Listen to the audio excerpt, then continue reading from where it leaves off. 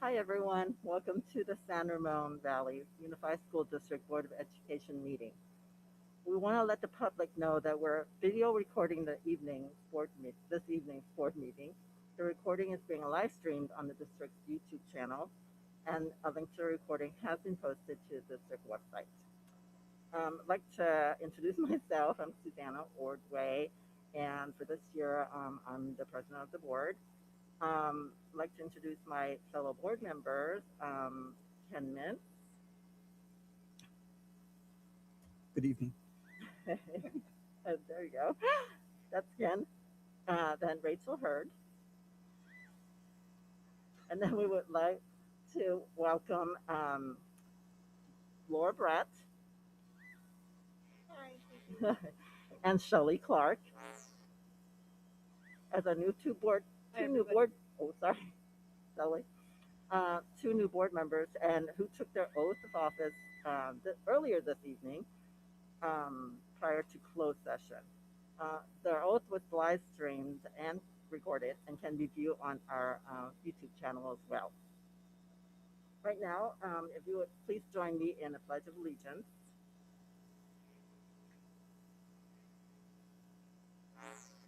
I pledge allegiance to the flag of the United States of America and to the republic for which it stands, one nation, under God, indivisible, with liberty and justice for all. Okay, and full confession, this is the first time I'm doing this as president. Parliamentarian rules, not my strength right now. So I'm going to please ask for your excuse if I stumble on certain things, and I'm going to look to my colleagues and to my superintendent and staff to help me along if I do stumble. Okay, so right now, 7.0, report of actions taken in closed session. There was nothing to report out from closed session. 8.0, acceptance of minutes. So may I have a motion for acceptance of minutes from our November 17th meeting? Move approval? Second. Thank you. Any discussion? All in favor? Aye. Aye. Any opposed? Okay, and then agenda approval. So acceptance of open session agenda for this evening. May I have a motion? President Ordway, may I make a right. request first? May I request that the board considers moving action item 11.1 regarding the reopening of our schools to the beginning of the agenda before 10.1?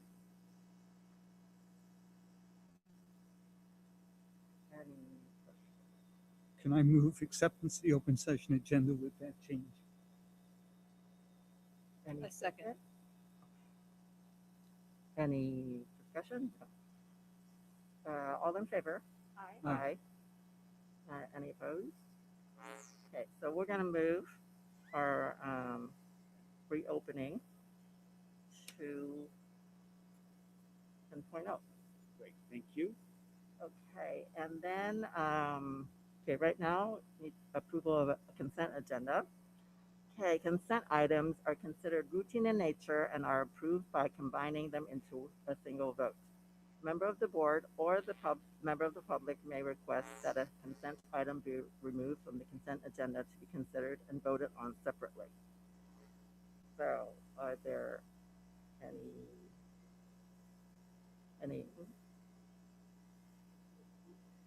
Thanks, guys. We have one update related to the developer fee consent item, and that is, give me a second, I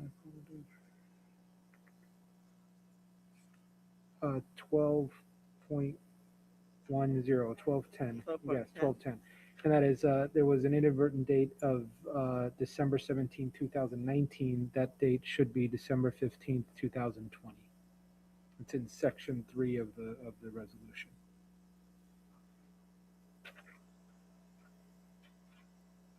That's the only change? I'll move move approval of consent then. I second. Okay, any discussion? Great, that's moved.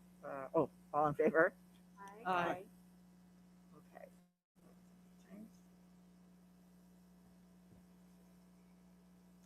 Okay, then can I have a motion to approve consent agenda with the change?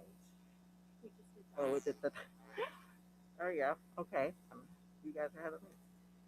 Okay, so now we're moving to, 10.0, reports to the board, and we're going to, talk about our path to reopening in January. Dr. Malloy?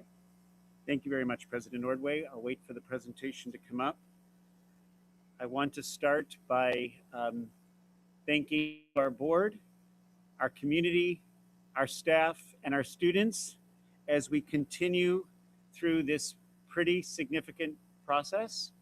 I would like to walk through briefly some of where we've been and with clarity around where I'm proposing we go, leaving that obviously to your decision making.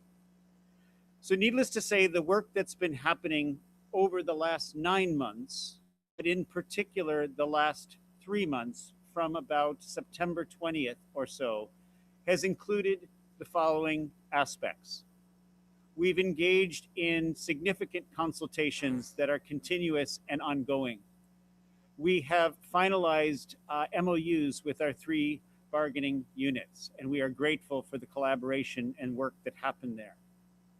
We've engaged in the declaration process, one that tried to assist our families to make decisions under the circumstances that have been very trying as we try to work towards our next semester. And where we also have completed significant work, and our elementary families are aware, is schedules are completed for elementary, and secondary schedules are in progress and will be completed by January 4th, 2021. We've engaged in considerable professional development to support our staff, and that professional development will continue. And we've also continued our work in logistics and operations so that every aspect of our return to school is supported by a process, a structure, a plan that allows us to keep our students and staff safe. All of this information can be found on our website, and in particular, it can be found in our planning guide. The planning guide is so extensive at this point that we are working with our staff, with our principals, to chunk that information in ways that will allow the most needed information to be front and center to you. But clearly this has been work that has been extensive, and on behalf of our executive team, I'm grateful to the many, many members of our staff in SRVUSD who've been involved in this important work. So let me speak a little bit to some of the important pieces of information. And one of the things I'm conscious of is that the data is probably being impacted a little bit by our faces, but I can certainly work around that as Greg Pitzer assists us. There we go. So I wanted for you, our board, as well as our community to understand that between November 17th and December 14th, there have been some shifts to what our families have requested. And even though we were clear at the time of declaration that we needed our families to make their decision and then walk through a process to be placed on a waiting list so that we could potentially accommodate, where possible, their changed interest, in light of the changing and surging COVID numbers, we did accommodate to the best of our ability all of the requests that we had received up until most recently. And so what you see there is the percentage of students who wished to be remote has increased. The percentage of students in secondary who wish to be remote, though a smaller number, has increased. But there you can see the breakdown regarding what is happening at this point. Whenever I speak to you as board members and to our public, I speak about the emerging context. I use the word emerging on purpose. Sometimes people ask me, why does it appear that you're shifting or proposing different ideas or changing historical decisions? And that's because we need to focus on the word emerging. This pandemic is not something that we knew anything about a year ago at this time. We know a lot more at this point. The experts continue to assist us to understand better. And the research that is beginning to be published is certainly providing initial understanding. But the truth is, we're still learning. And guidance and requirements are still shifting. And sometimes the certainty that we're looking for isn't there. And certainly that causes anxiety. But the science has also taught us some really important things. Masking, distancing, sanitizing, cleaning, and staying home when you are sick is something that, should we all do that and adhere to that explicitly, we should be safe. But there's also what I've been calling the emotions or psychology around this pandemic, which doesn't make it any less important just because I might not use the term science. And what that means from my perspective is that we do know that different people hold different views regarding the severity and the intensity of this pandemic. We do understand that the concern has grown over the last month in relationship to the information around the different surging numbers.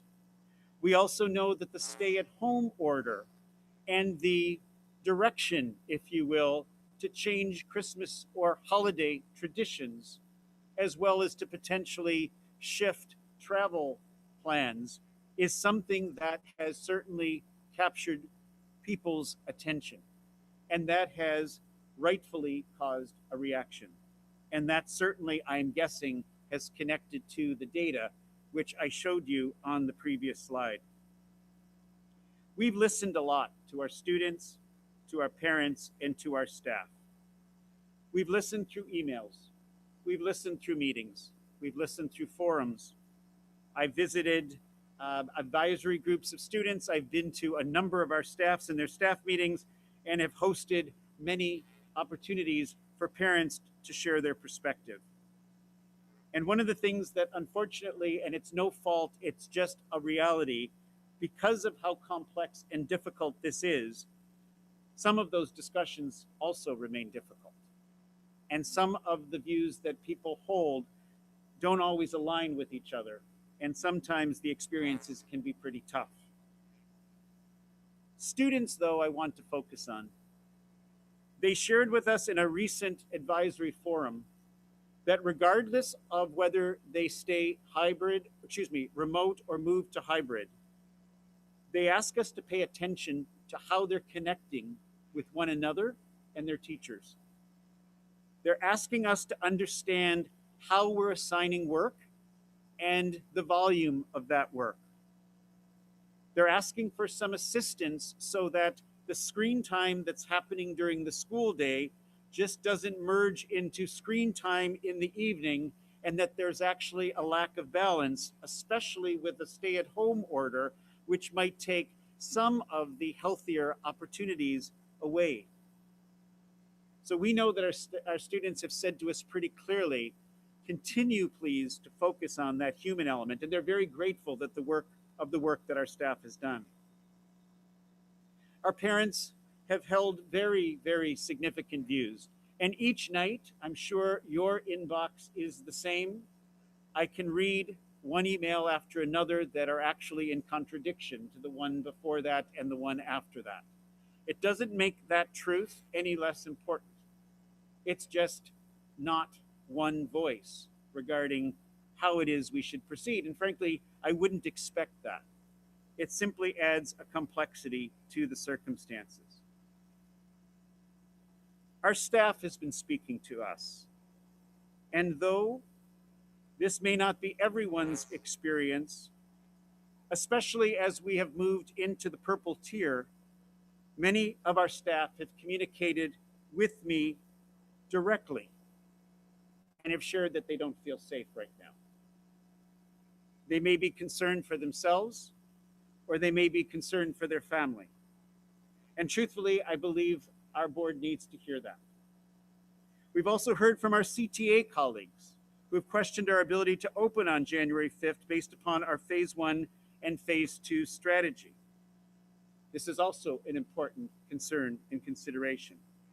And so what I'm trying to say there is, as we continue to do this very important work, paying attention to how our students, our staff, and our parents and guardians are feeling about this is important. And as I said, home order certainly adds another layer for us to consider. I think this is important data, and I'm sharing it because we oftentimes need to start, I believe, with the science without ignoring the emotions or the psychology around this difficult situation. But what you see on the screen is data that was posted today, but it actually reflects the data from a week ago because that's how the county website works. And it communicates the 7-day case average per 100,000 persons. So you can see what that average was in Alamo on October 18th, 1 person.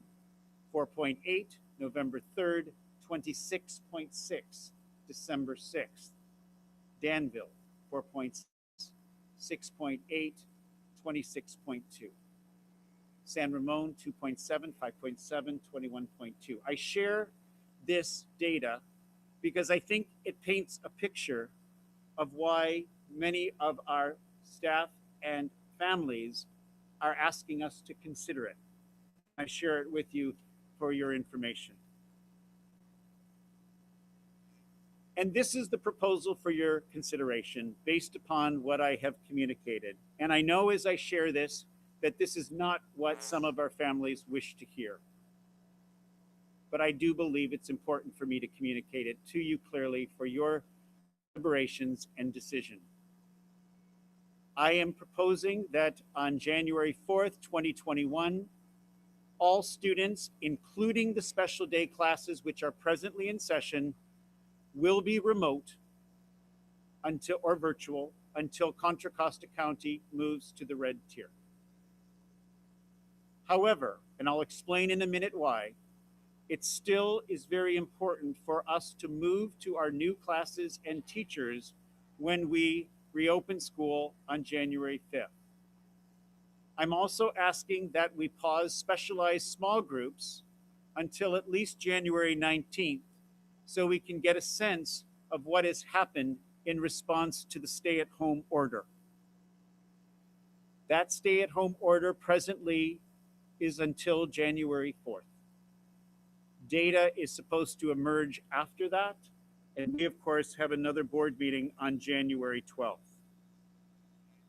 In particular, the rationale for this is the following. And though, as I said, this information of the movement from January 5th is not what everyone would want to hear, it's important that it is communicated that we are committed and need to move forward, returning to in-person hybrid learning and remote for those who want it as the data improves in the red tier. That commitment is still strong and present, and I'll speak to that in a moment. The other rationale is that we are responding to this latest surge in terms of the COVID-19 pandemic, which I've already explained. I always like to answer key questions. So if we are staying remote for a little while longer, why do we have to change our classes? I've said all along that we would meet each milestone since our board meeting in September, and we have. This is one milestone, January 5th, that unfortunately, due to the circumstances, I'm asking you to postpone, hopefully for a short period of time. However, if we do not make these changes right now for January, especially for our secondary students. It's basically stating that you are planning to stay remote for the rest of the year, which I would not suggest. The reason for that is we cannot live, our kids can't live, in my opinion, nor can our staff live with this constant experience of change is coming. We've been working towards this date. It's been hard, but it also allows us to be organized properly so that as soon as we move into the red tier, we can pivot. We can move towards that, immediately towards in-person hybrid learning. Why do we need to wait till the red tier? And this is coming directly from me to you. When members of our community have challenged some of the requirements or directions, I have said we need to rely on public health, both at the state and the county level. The reason why I do that is because if we didn't rely on public health, I don't know what guidance or requirements we would follow. The challenge as these numbers continue to grow in this short period is that it then becomes your and our responsibility to manage that. And though I believe in the science around masking, distancing, etc., we've also heard a bit about the human nature around this. Will all of our kids and families be able to comply with the requirements? We've said absolutely they must, but that's with us in school. We have no control, nor should we, over what families do on their own time. But there has been concern around how will people deal with the holiday season, what impact might it have, and then what challenges might our schools deal with because of it. The red tier is actually a state standard that we've moved to a safer space. And for those of us who are not doctors and scientists, even though doctors and scientists have told me personally through our doctors group that as long as we adhere to all the requirements explicitly, we can certainly keep our students and staff safe. I'm understanding that while we're in the purple tier, and frankly, we are, due to Contra Costa's numbers today, which is 36 per 100,000, and you do know you don't move from purple to red until you get below 7, we are multiple times into the purple range, if I can use that metaphor.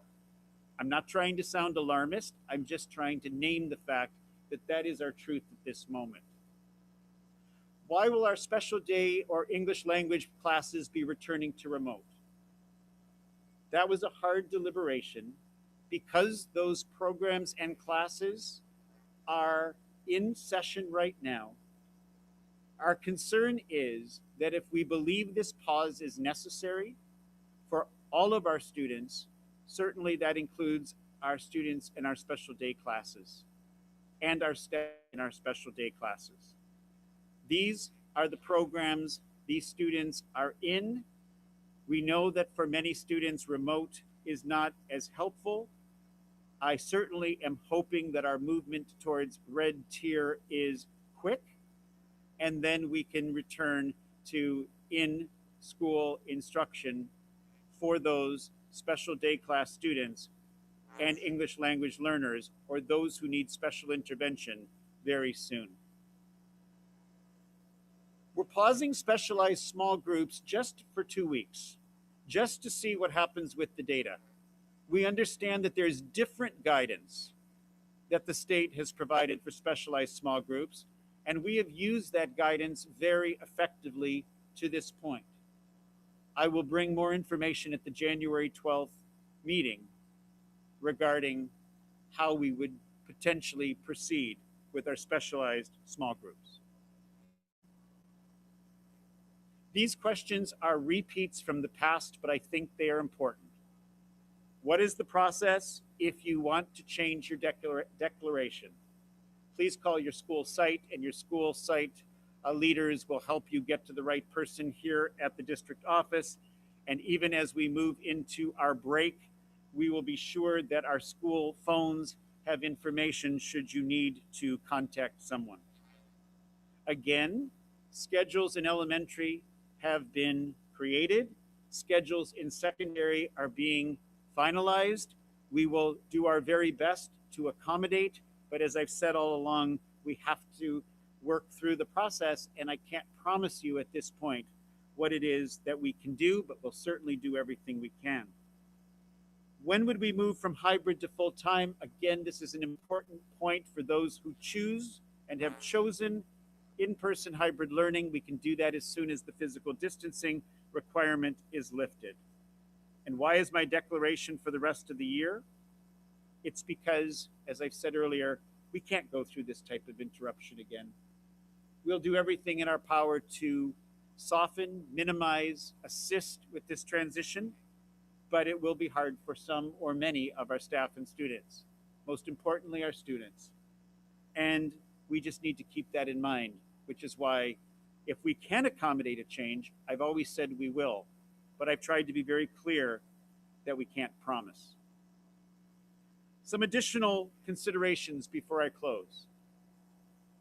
Our students' well-being remains a priority. And I know that some families have reached out to me to say that their kids are not doing okay in this remote space with this pandemic. Others have communicated that they're doing okay or fine. And we will work really hard over the break and into the first part of January to enhance already existing supports for our students, whether they at a certain point very soon will be in in-person hybrid learning or whether they will stay remote. We're also hearing about our students' academic achievement, and some are struggling under the weight of learning from home and that their grades are not what they used to be. Again, this is something that we will work closely with our staff to assist. I want to thank our staff. The work they're doing is continuous, exemplary, and I want them to hear from me, and I trust from you as well, that we hear the different perspectives, we understand some of the fears and concerns, and I'll be this candid. We've never been able to give the same choice to our staff as we have to our families, because we are a public service and we are following the declarations. And that lack of choice has caused some pretty significant fears and stresses for our staff. And even though we still may need to ask something of our staff when we move to red that they are struggling with, at least I want to share that their concerns and their reactions to this COVID pandemic are valid. And again, as I've already said, it's important that the tiered system is used because at this point, I really believe that that metric that is informed by experts and that provides us that guidance takes a responsibility that, though we have many responsibilities in terms of this reopening, the medical and science aspect allows us to rely on that. And that comes from sources that are clearly valid and used throughout the state. So if we look to our next steps, I will be conducting town hall meetings tomorrow based upon your decision at 3:15 and at 5 o'clock. I will be communicating to our community based upon your decisions by end of day tomorrow. In a particular way, we will be reaching out to our families whose children are in our SDC or English language learner classes so that they hear from us uniquely, because we understand that this information could be most challenging for them because they've already been in in-person instruction. And I just want to conclude by saying that each night when I'm doing the best I can to respond to the very different views that exist, I oftentimes try to figure out how to, from this seat, and certainly my team does the same, and I'm certainly understanding you do as well, how do we communicate that we do understand, that we do hear, and we are responsive, even when we can't come up with the strategy that will allow everyone to believe that they have been heard, if being heard means that we can do what's being asked. In over 30 years of doing leadership work, this is a situation where finding a path that pleases is almost impossible. So we go back to the guiding principles: health and safety of our students and staff, and doing everything we must to make that happen. The academics and the well-being of our students. And again, this isn't optimal, doing everything we can. And fulfilling our plan, we're short of January 5th at this moment, but we're close. And what I mean by that is simply this: every aspect, and I will say every aspect, once we finish secondary schedules, is finished on the dashboard that we communicated publicly at the beginning of October. Which means that as soon as we move towards red, we can move. It's not optimal, it's not what everyone hoped for, and I'm certain that we will hear about that. But at least we have gotten to that place. So my closing remark, and I will share this at the town halls, is I realize that the purpose for the town halls is so that I can get into a place where I'm engaging our public, staff, and community, where they ask their questions and we try to provide a response.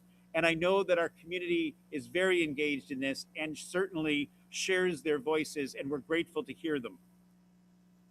I know that over the next while, please be patient with us. We will do everything we can to acknowledge your feedback, but we probably will not, based upon the volume that has already started, to be able to respond the way that we have. It doesn't mean that that needs to last a long time, nor am I saying we would in any way stop communicating like we've tried. But I do know that the sheer volume is such that it may not be able to meet your expectations. I apologize for that, because it's certainly not my style, but I'm also aware of the fact that that's probably something I need to state publicly. So to our board, thank you for your attention. I look forward to your discussion. We're available to answer your questions, and I think I will turn it back over to you, President Ordway. Thank you. I think before I ask my board members, fellow board members, start a discussion. I'd like to ask, are there any public comments around reopening this action item or this report? Yes, we ended up having 28 comments that were submitted, 17 of which need to be read aloud. The first comment was submitted by Nicole Horder. Dear SRVUSD board and district admin, thank you for your ongoing efforts to meet the needs of our students with both distance and in-person learning models. We have made tremendous strides in the development of our plans. I am confident that the in-person model will provide a safe and successful learning platform that meets these students' academic and social-emotional well-being needs in the new year. I am so grateful to all the work that has been done to get us here. Thank you to the district staff, board of trustees, teachers, parents, and students that came together to find a way to move us forward. We are ready to return, and many of our students are counting down the days until this happens. They have waited long enough. In the year 2020, we have had 132 remote learning school days and just 46 in-person. Remote learning was always meant to be a temporary solution, and the time has finally come for us to move on. We do not want to wait a day more. Please do not delay our start date of January 5th. The science and data overwhelmingly supports that schools are safe and should be a reopening priority. Please stay the course, knowing that our students need you. Thank you. The next comment is submitted by Alicia Strzok. I wanted to express my support for the efforts of Dr. Malloy, teachers, and district staff to provide a choice to parents to send their children back to school in person in January. The science shows us kids in schools with appropriate precautions are not creating an environment that spreads the virus. As a full-time working mom, I have had to depend on the care and supervision provided to my second and fourth grade children by Kids Country staff. They are wonderful, but are not certified teachers. It is time my children receive in-person instruction from SRVUSD professional teachers. They deserve this, and it is safe to provide them this. Thank you. The next comment is submitted by Marissa West. Please reopen schools for hybrid. My 8th grade daughter's emotional health is suffering. She misses her friends and her teachers. Her grades are slipping. While hybrid is not completely back to normal, it's better than nothing.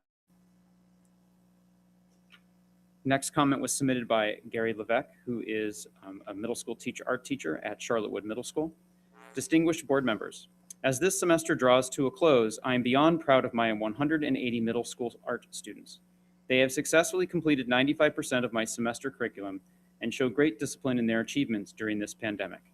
Drawing, painting, and even sculpting at kitchen and dining room tables, bedrooms, on patios, and garage floors. In multiple locations and even other countries and time zones, their collective tenacity astounds. As I've repeatedly said to my students since August, the only difference here is geography. You are working on exactly the same art assignments as you would be if you were in the Charlottewood Magic Art Room. The results are undeniable and speak unto themselves. Copied master impressionist paintings, mixed media assignments, clay sculpted dragon plaques, environmental and social art statements, and over 100 submissions to the 2020 PTA Reflections Contest. All projects completed while practicing effective time management skills and making hundreds of creative choices employing critical thinking-based skills on the standards-based theory presented throughout this curriculum. Adult paraprofessionals and student peer support lending their valuable skills to our SDC students while parents help to engage their children online. This represents a stunning example of an educational community working together like never before. The questions before us as the pandemic rages into its highest and most terrifying infection rates remains, is the risk of hybrid learning justifying the need for some students to engage with in-person instruction? What constitutes placing the lives of our educational community at large at even greater risk at the height of this pandemic? With all of our many safety protocols in place, which life are we willing to sacrifice to achieve this hybrid plan? As I look upon my computer screen at the 34 faces during each period of my day, I have found solace in the knowledge that I am doing everything in my power to keep each of them safe and healthy, to live and to be creative another day. I respectfully ask that the San Ramon Valley Unified School District Board of Education to please consider suspending implementing hybrid instruction as we remain in the purple tier of infection rates. Thank you for this consideration on behalf of my students. Next comment was submitted by Cecilia Yu. Thank you, Dr. Malloy, district staff members, school administrators, and teachers for working hard towards reopening to general education on January 5th. Even with changing school to make this happen, my children are really looking forward to being back in classrooms. We promise to do all we can to follow all safety protocols to make this a success. Next comment was submitted by Len Schultz. Thank you for being committed to the reopening plan. Your plans clearly show that it will be done safely. My children are looking forward to seeing teachers and other students again. Next comment was submitted by Amelia Breton. Dear Dr. Malloy and board, we are in a moment of crisis. The world looks much different today than it did when we made our declarations in November, when case rates were falling and hospitalization populations were low. Our positivity rate has more than doubled since November and continues to climb weekly. The Institute for Health Metrics and Evaluation, an independent global health research center at the University of Washington, projects that the national death toll will top 460,000 by March 1st. 7 of the 10 most deadly days in U.S. history have been in the last week. To keep our whole community safe, I implore you to delay reopening. The COVID Monitor, the most comprehensive national database of COVID-19 cases in schools, is actively tracking information from more than 6,000 school districts in the U.S., show that there's been nearly 250,000 student and staff cases across the United States since August 1st. That's more cases than all of the cases in every U.S. state combined from January to April 1st of this year. In fact, more than 1 million children have been diagnosed with COVID-19 in the United States alone. The University of Edinburgh researchers found that analyzing data from 131 countries, children's return to classrooms was followed by an average 24% rise in the R transmission number. The only other measured link to a higher increase in the rate is lifting a ban on groups gathering, which led to a 25% rise in R. St. Charles County, Missouri is one of the only U.S. counties tracing and tracking school-based transmissions of COVID-19. 1,300 community cases linked to schools, 970 transmissions among students and staff. Since September, school-aged children are 13% of documented cases. 64% of October exposures were at school. The data suggests schools are not safe and do contribute to the spread of the virus, both within schools and within their surrounding communities. Because of this, we should close to in-person learning at least through January, if not longer, especially as cases continue to rise across our district. San Ramon and Danville both have now seen more new COVID-19 cases in recent weeks than most other Contra Costa County communities, including 7 cases that happened in our schools on the very first week of being open. This is likely driven by members of our community who have been engaging in illegal gatherings, such as the unmasked lunch gatherings in downtown Danville, promoted in the Back to School Parents Group, and the youth basketball tournament that has turned into a super spreader event linked to more than 75 known cases so far. It is our moral imperative to support families and the larger social systems that are meant to keep our children and our communities safe.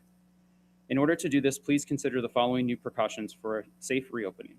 1, delay school reopening until community cases fall to the levels that they were when we made our declarations to keep our children and the rest of the community safe. 2, like many other school districts and communities, implement a mandatory 14-day quarantine for any travel, especially after winter holiday for both staff and students. 3, identify and publish clear penalties for parents who knowingly send sick children to school or who refuse data about known exposures to avoid detection. Monitor on-site population to determine school or classroom closure instead of total population. Implement a contract for hybrid families to abide by the county recommendations for activities and gathering sizes with clearly identified and published consequences for those who knowingly break that contract. And 6, keep the District 19 COVID-19 dashboard up to date and accurate. Stay safe.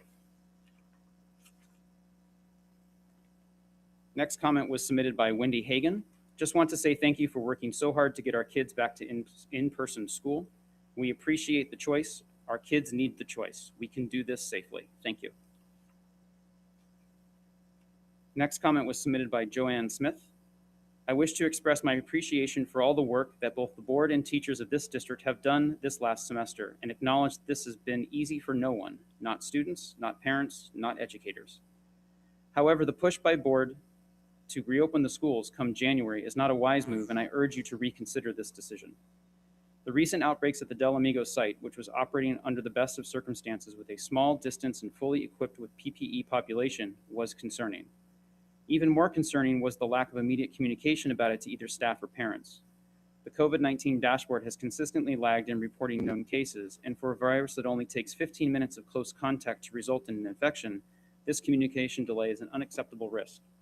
Combine this with the news reports of restaurants in Danville continuing to operate despite the lockdown, bringing in people from around the Bay to the area, and this merits pause and reflection on our course of action as it relates to reopening schools.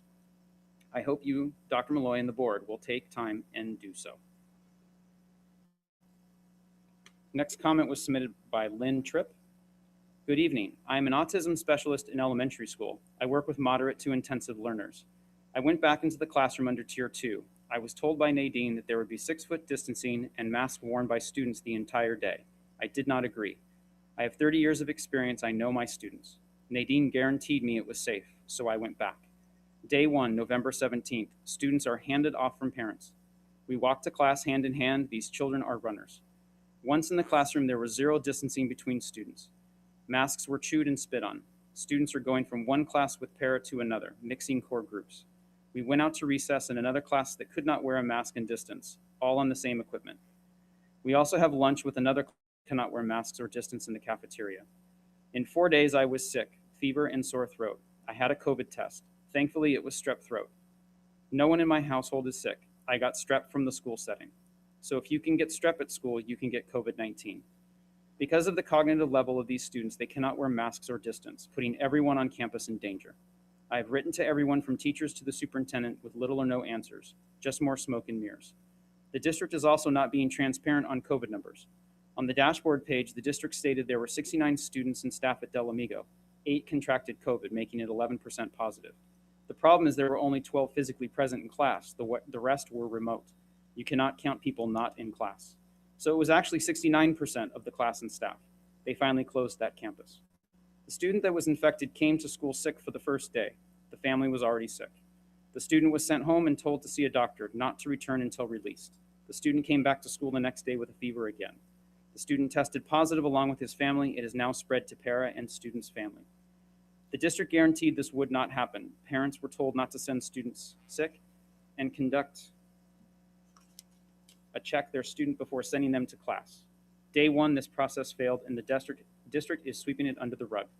Please tell me how you most vulnerable students who cannot wear masks or distance is safe. Most have underlying health issues. Now you want more back. Paras are being forced into the classroom, threatening our lives and our jobs. The district is not following county and state mandates. We were told last Wednesday that some students coming back would not be wearing masks or distancing, putting the staff and students at higher risk. We have been told parents have signed papers saying they know the danger, but they have not been told other students in the class would not be masking or distancing. This is not transparency. Thank you for your time. The next comment was submitted by Brady Rogers. There's been a lot of discussion in the community regarding the risks and disruptions of the reopening plan for January. So on behalf of the community, we would like to know what further risk and cost analysis have recently been performed given the latest developments in our community around the virus. SRVUSD has listed 7 cases on campus in just the past 14 days with limited on-campus attendance. How will this be controlled with 10,000 plus on campus in January? Have you evaluated what effect this will have on our community, economy, businesses, etc.? It's more than just education at stake. The great teachers of SRVUSD can catch our kids up, if necessary, when things are back to, quote, normal. But shuttered businesses will likely not get a second chance, and one death would be too many. While the county guidelines may allow schools to reopen, it does not mandate that they do open in person. Is reopening for 1/3 of the school population for a few months really worth the additional risk to our entire community, not just those on campus, our businesses, and the strain of our healthcare system's workers?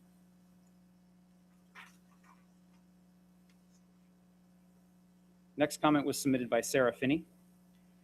Dear Board and Superintendent Malloy, first I would like to say welcome to the new board members. I am hopeful for our future. We have already seen progress from the old ways with the hiring of Dr. Malloy, and with fresh ideas, new board members, and a new board president, we can keep going. I will try to keep this brief as we were all probably exhausted mentally, emotionally, and physically from this year. Add that we are constantly strained by the concept of, quote, reopening together when so many disagree with the current approach.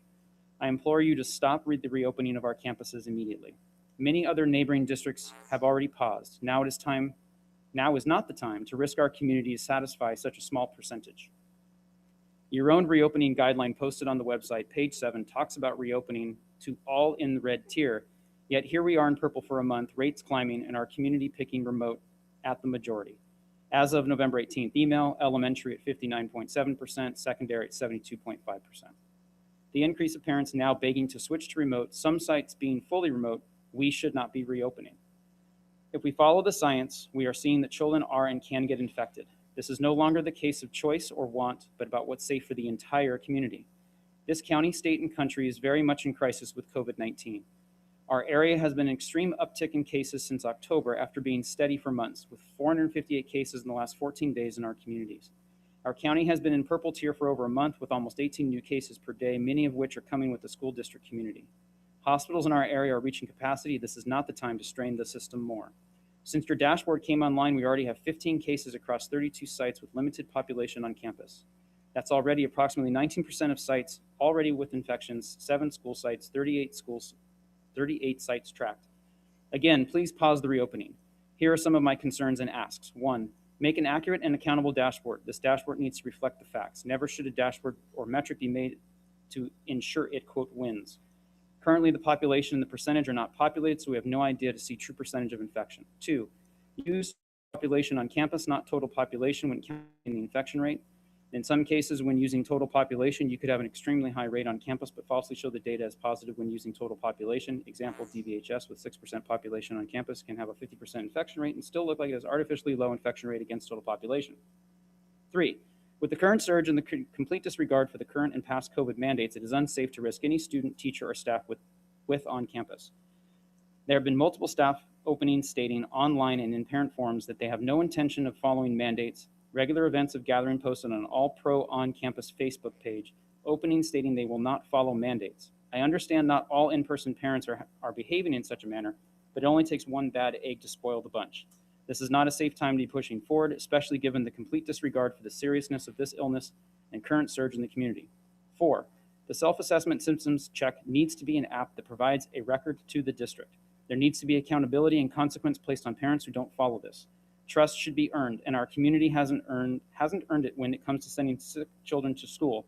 There are multiple apps available, such as LifeSave. I'm on 5 and there are 9. Would you like me to continue? I can try to summarize. Temperature checks, a 14 mandatory quarantine, assuming she means 14 days. Enforcement and consequences, real ones for parents who send sick kids to school. Consequences for staff who openly admit to not following the mandates. On campus isn't going to solve the mental health issues of children and teens, so enough with that rhetoric, and for every child who does better on campus, there who does better at home. Even the students themselves are begging for you to stop opening, as evidenced by the Californians' wish list for the new Board of Education. Please do the right thing for all and pause the reopening. Thank you. Next comment is submitted from Vicki Hutchins. Please move forward with the plan to resume in-person hybrid learning on January 5th. There are countless credible sources that substantiate the fact that the viral transmission of COVID-19 is not happening in our elementary classrooms. Please advocate for this group of vulnerable learners who have not had as much success with the remote platform. Next comment was submitted by Jamie Garner. It is imperative that my children attend in-person schooling and resume as normal as social life as possible. My A student is now a DF student. The isolation has been devastating. Should we continue remote learning, we will be forced to find alternative solutions, including moving out of state. The percentage of students choosing to return is quite low, allowing space to distance and remain safe. Do not renege on this decision, as my children, along with many, are thrilled to be returning. Thank you. This comment was submitted by Mary Carroll. I wanted to take a moment to thank you for giving some of our SRVUSD students hope again. They have hope because of January 5th. This is the countdown day in my family. Our 4 students have struggled day in and day out with remote learning. The technology and connectivity issues are constant and daily. The tears and frustration around not being able to stay up to date with their classes due to these issues are now common in our home. Their former love of school and learning is gone, and all negative despite my best efforts. But January 5th is coming. I remind my students of this date to get them through the next few weeks. We are following all guidelines to be sure we are safe and healthy so that they are able to attend school on this date. At this time, there is nothing more important to them than being at school in person. We are so very thankful that you worked hard to get all school sites open and are following the science that insists that schools are needed for our students. We all knew that waiting to open school on January 5th rather than earlier in the year would be in the middle of virus season, but we have had time to prepare for this. Thank you for not allowing our opening to be derailed and delayed. As you, the admin and staff, are putting so much extra time and effort into making this all happen, please remember you are making a difference for the students who are really struggling right now. You are giving them hope again. You have shown them the finish line to their academic struggles at home. Onward to hybrid on January 5th. Thank you. This comment was submitted by Bridget Pelly. Dear board members, I would like to express my gratitude for not only the hard work of Dr. Malloy and his team on the reopening plan, but also with the communication and invitation for our input and comments. It has been worthwhile and greatly appreciated to have the opportunity for both our parents and students to collaborate in this process with staff and teachers. The level of transparency and communication has increased dramatically in a short amount of time and has been so valuable. As we welcome our 2 new board members this evening, I would like to request that we bring back the student representative position to the board. I think it's imperative that we include student voices and they are at the table going forward. Reinstating this position would be another step in increasing transparency, as well as bringing visibility to the importance of student involvement in our decision-making process. The last comment was submitted by Ben Mendoza. Good afternoon, trustees. I am writing to implore you not to reverse the course on the current plans to reopen in January. I ask that you continue to look at the evidence that the schools are not super spreaders nationally and internationally. There is little evidence that reopening schools causes any surge in community spread. In fact, a recent press conference by Mayor Cuomo showed that 73% of new cases in New York were contracted in household gatherings, and K-12 schools accounted for less than 1.5% combined.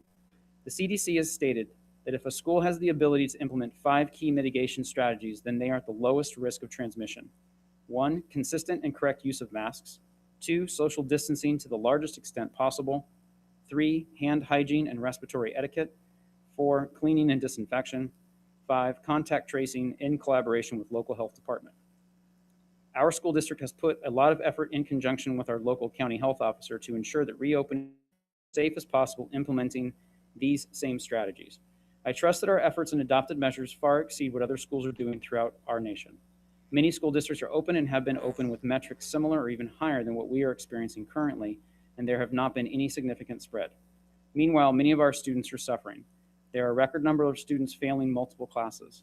There are a record number of students who are depressed and some who are experiencing suicidal ideation. Sadly, some have acted on these thoughts right here in our district. Some students are just holding on because they are looking forward to reopening in January. I worry about what happens if the rug gets pulled out from under them. These students need an option, and the reopening plan provides that option. The vaccine has been released. There is hope. Let's not make a hasty decision now for a situation in the future that may be much better than it is now. Thank you for your time. Thank you. Thank you, Danny, for reading those. Okay, so before we move on, since we approved the move of the reopening discussion report and discussion up in our agenda, we've had a request from our SRVU president on also making a comment about reopening. So I want to kind of ask the board whether or not that's all right. And if I may add, President Ordway, we checked with our other union leaders whose message tonight is not about the reopening plan specifically. They wish to offer a different message. I want to add that as you make your decision.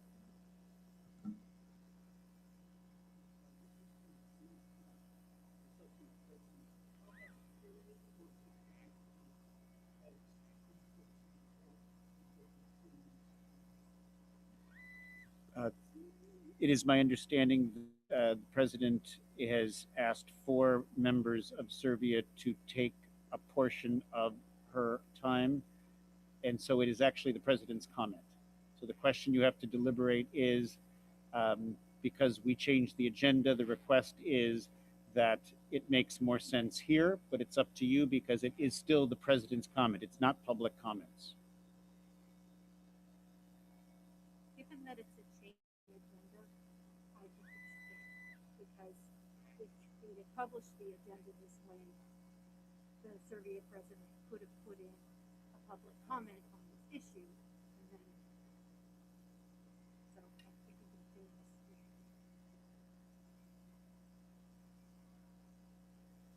I guess I'd prefer that if, since we're in public comment on this particular item, if there are members of the union that would like to discuss it, that they have 3 minutes each, just as we've had for others, and that the union president do the same, and if she has additional comments to make during her comments about the association, that'd be separate. Yeah, no, that makes sense. So, yeah, so any other input from? Yeah, I agree with Rachel. I think that, that because we had a change in the agenda, I think it would be good to give them the opportunity to speak. Now, whether that's in the context of public comment, 3 minutes, or their president comment, because I'm not as familiar with policy, I don't know where that runs. If it's going to be part of the president's comments, then I would say for our consideration, because this issue is so diverse and it's divided our community so much, I would like to hear what they have to say without a 3-minute rule, without it being part of public comment. I just wonder how long they're going to be going on before we get to that.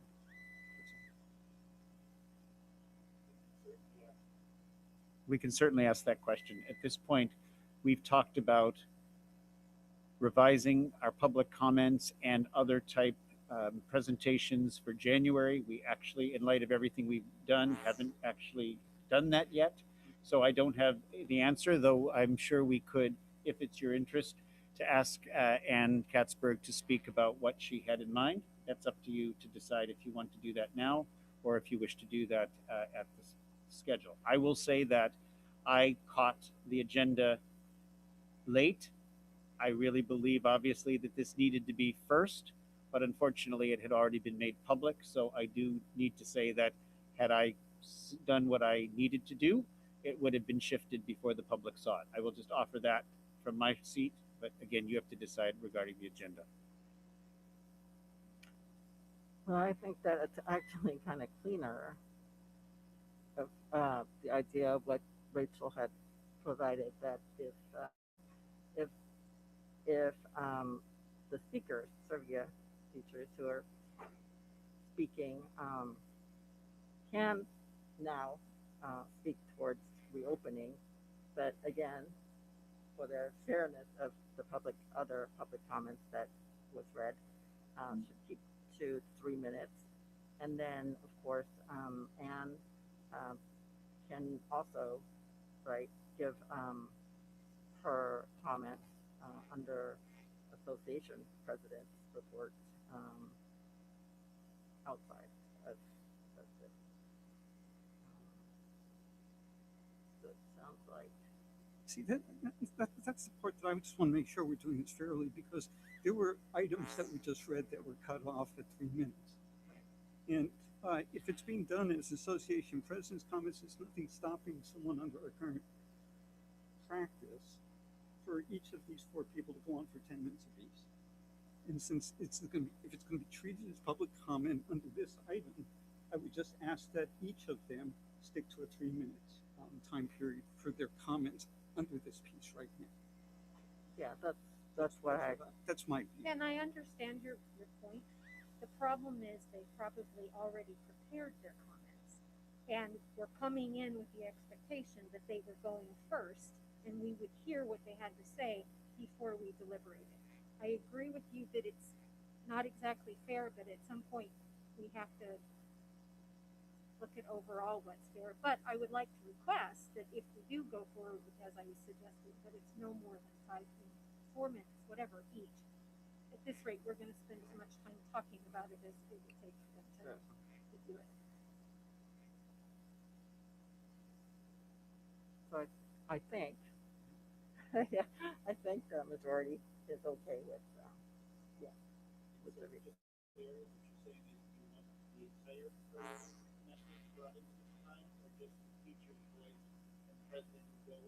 The normal time.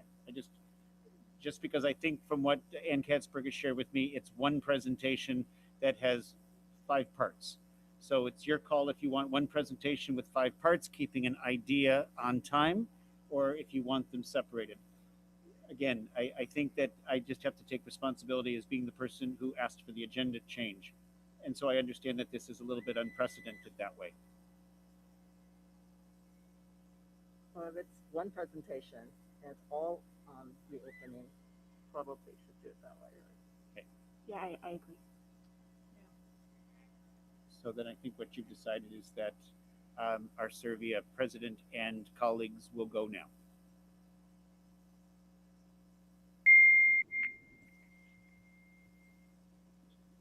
Okay, thank you so much. I really appreciate the flexibility of the agenda. I know President Ordway, now that you're the trustee president, I often start my meetings with acceptance of the agenda with flexibility, just in case this happens. So I'm really grateful that we're able to talk tonight. I want to congratulate our 2 new trustees, Trustee Bratt and Trustee Clark, on the success of your campaign and the fact that our first election since we transitioned to having representation in district areas. So it's a novel experience, and we're really happy that you're here. And I know that even though you represent areas, each and every single one of you represents the entire community. I appreciate the information that was presented by staff and the comments that were given by our community, and this opportunity to share some of the authentic voices of our Servia members. I won't speak long so I can give time to each of our wonderful speakers this evening, but I do want to share some of the statistics that I have gathered for you this evening. We did survey our members. So that's Servia members, and we have 1,644 who participated. And out of the entire survey, we got about 80% of our memberships that came through. And out of that number, only 6% of our members feel that it is safe to reopen schools in the purple tier. 5% of our members feel it is safe to reopen schools in the purple tier with the stay-at-home order. We call that the deep purple tier. So we know that our employees are worried about our students. So tonight, I'm going to have the opportunity for you to listen to the authentic voices of our members. I'm very grateful to Carrie, Molly, Melinda, and Lydia for their willingness to speak. So I'm going to turn it over to Carrie Knapp, who is Doherty Valley's teacher librarian. Thank you, Anne, and good evening. And I just want to say thank you for letting us speak. The idea was to let the four of us speak on behalf of each feeder pattern, as opposed to you guys getting hundreds of letters from members to read during public comment. So hopefully you can see the method in our madness there. So welcome to Trustees Bratt and Clark. We're really excited you're there. And I love seeing Ken surrounded by all that female energy up there. It makes me happy. Most of you know me, but my name is Carrie Pike Knapp, and I'm the teacher librarian at Doherty Valley High School. And prior to this position, I taught English for 8 years at San Ramon. I'm a proud third-generation graduate and second-generation teacher in the district. And I've been heavily involved in meetings around reopening and served as the high school representative on the SRVUSD negotiations team. Our focus has always been and will always be on the students. Our students cannot learn if they feel unsafe, and our teachers cannot be their most effective if they are teaching in unsafe conditions.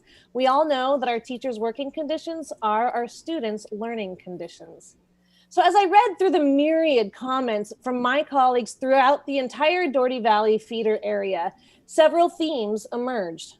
First, a lack of trust in following COVID protocols. Second, widespread frustration about how bringing back special education cohorts has been riddled with problems.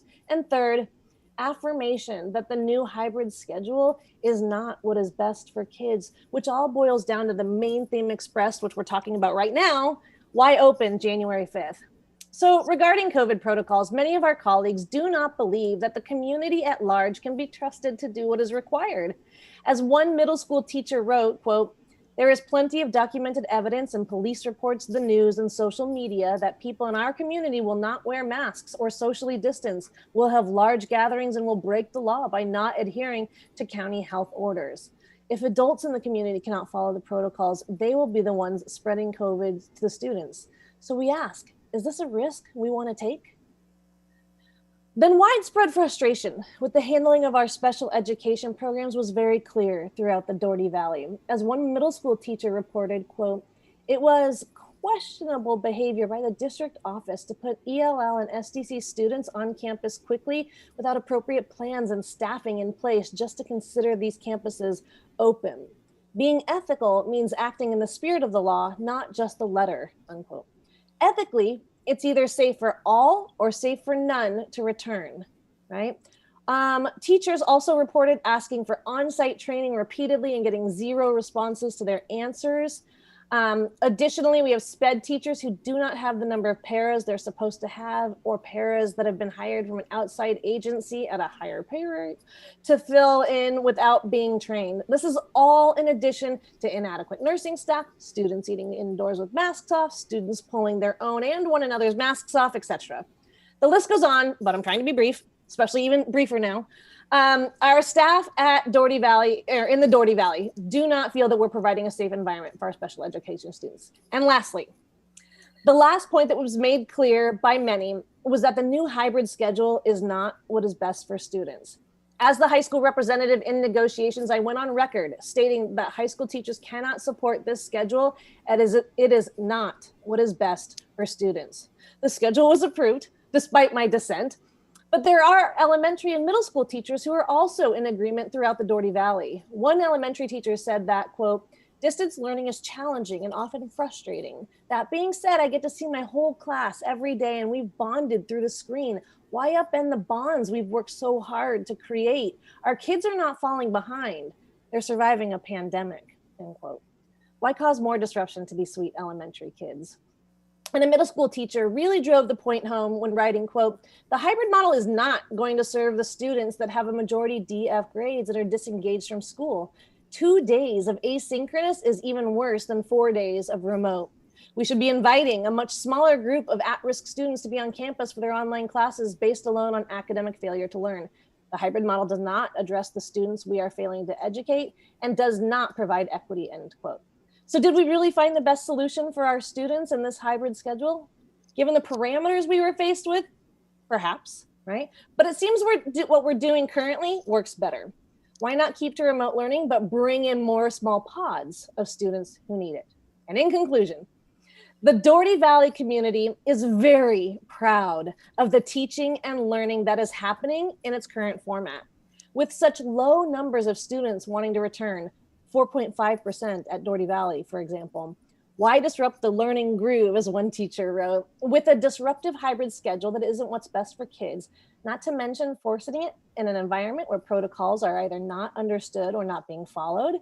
The current plan hurts our students and puts them at risk. In the Doherty Valley, we ask, why mess up a good thing when a vaccine is on the horizon?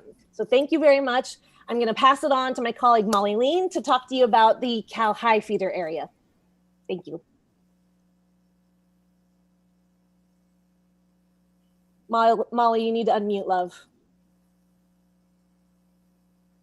I always forget. Sorry about that. Good evening, everyone. I'm Molly Line, and I'm a first grade teacher at Twin Creeks Elementary School. And I would like to welcome and congratulate our two new Board of Trustee members, Trustee Laura and Shelley. And I also want to congratulate Susanna on her new position. We are thrilled to have you all. Thank you. Before I proceed, I wanted to express my agreement with our shared goal of we want to do what's best for our students. And we want them to be safe, secure, and in an enriching environment. That is a biggie. Oh, I got stuck.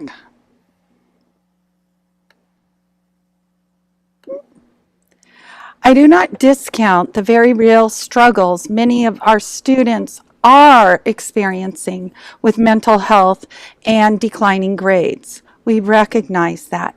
Yet, we cannot overlook that we are currently seeing an alarming surge in cases in the deep purple tier with a stay-at-home order that prohibits gatherings of any size.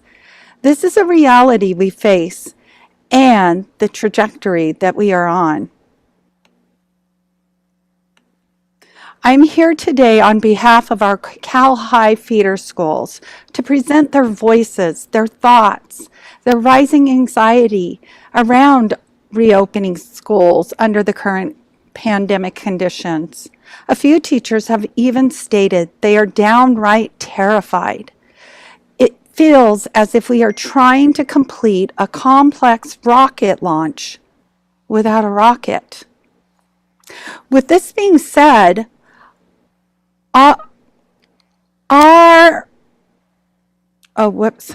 With this being said, I lost my place. I apologize.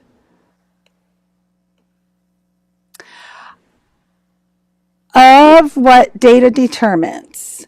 We will continually, I think this was one of the new frames. We will continually reevaluate the data and our teachers' perspectives need to be heard. Staff will be so encouraged and relieved to hear this. It will mitigate some level of fear and anxiety. Teachers in this feeder area, the Cal High area, consistently report that remote learning is going well.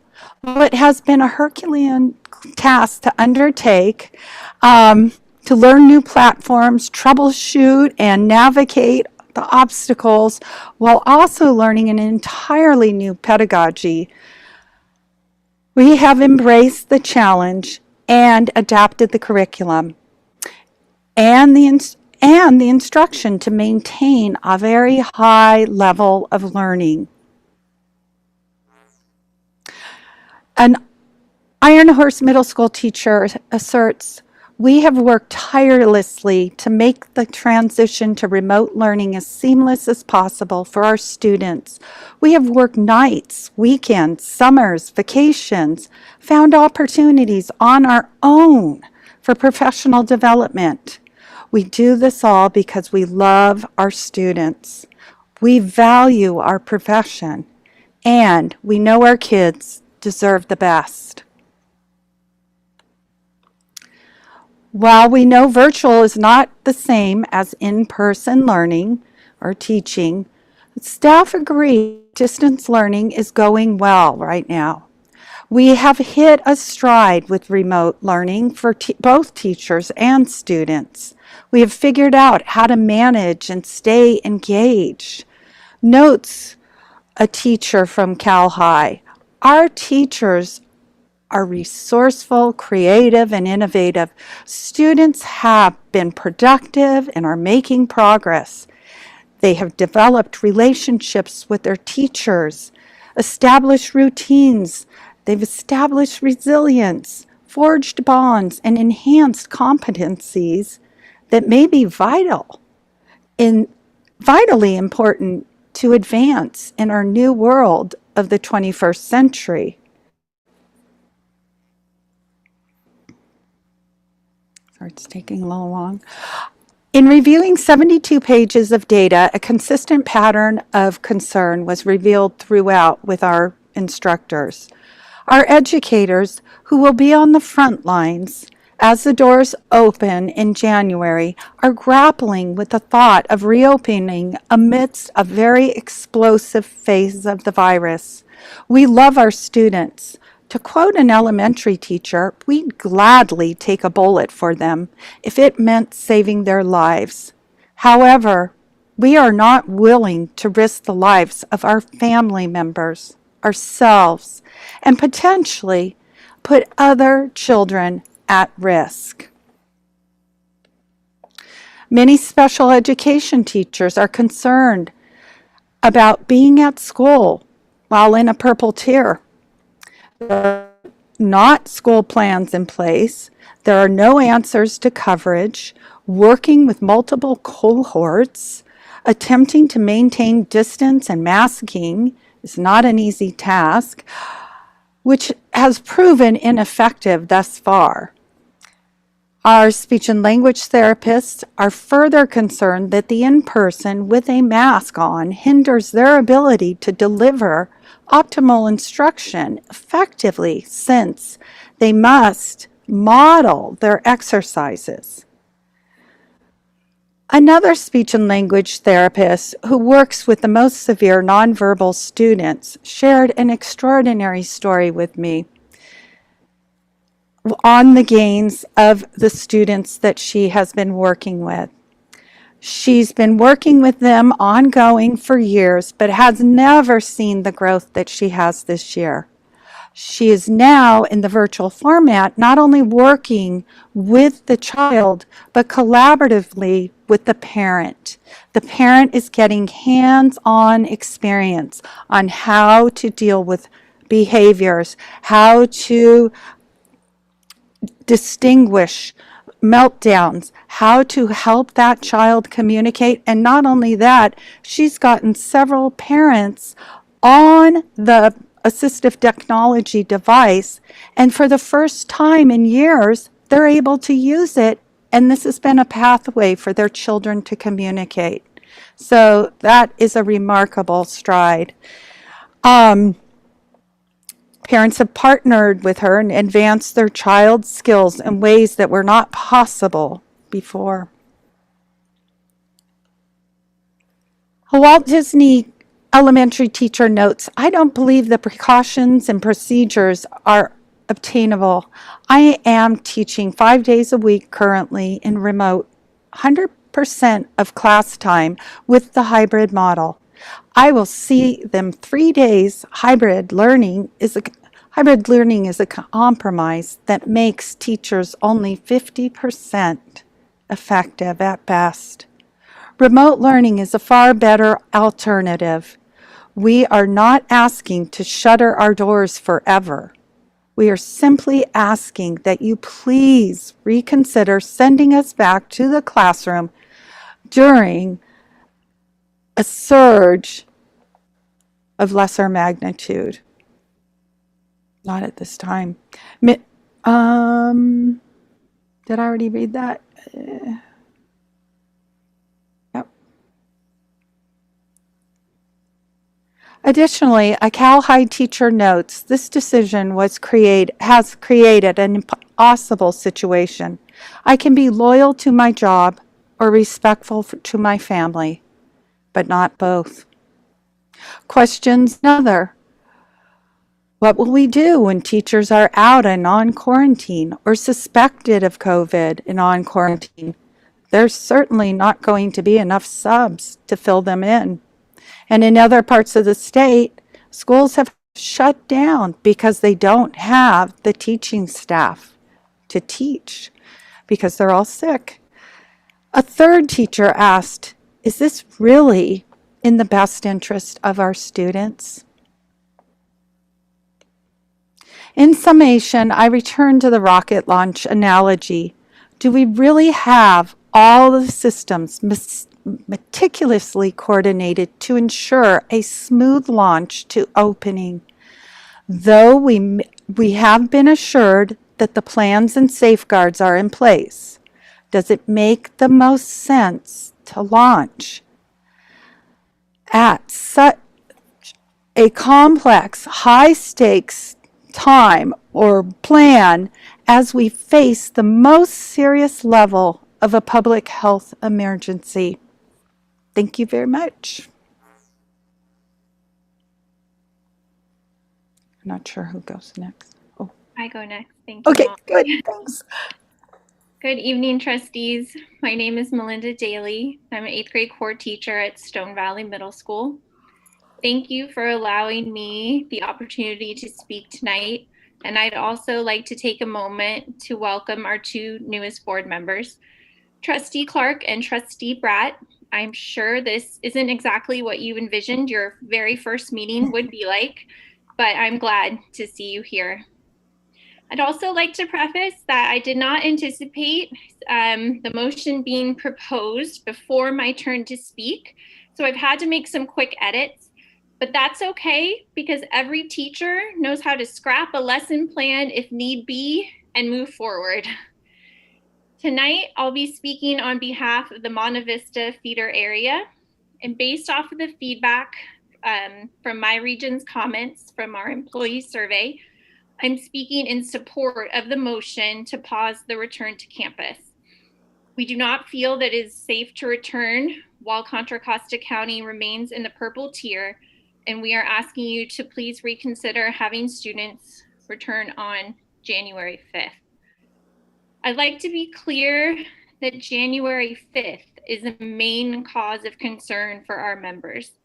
Those of us in the Monte Vista feeder area have students willing to return at the highest rate in the district, and therefore I'm sure there will be a lot of frustration and disappointment with the motion that Dr. Malloy proposed. Educators in the Monte Vista feeder area want to return to campus as well and see the students and families who have always supported us, but who have especially stood by us since March.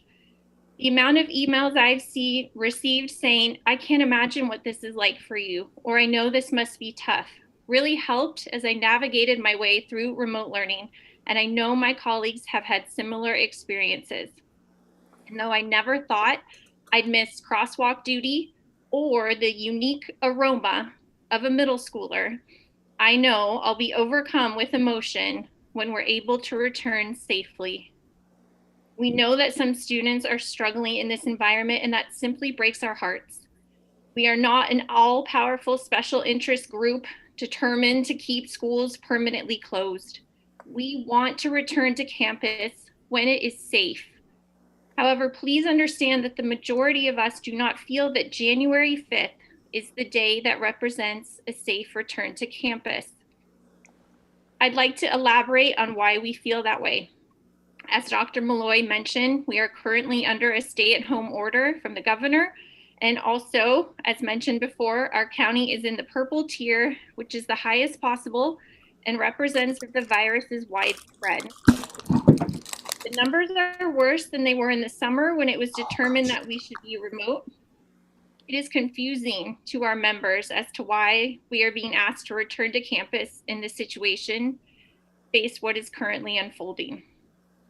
It is also completely unknown what any of this will look like after the upcoming holidays.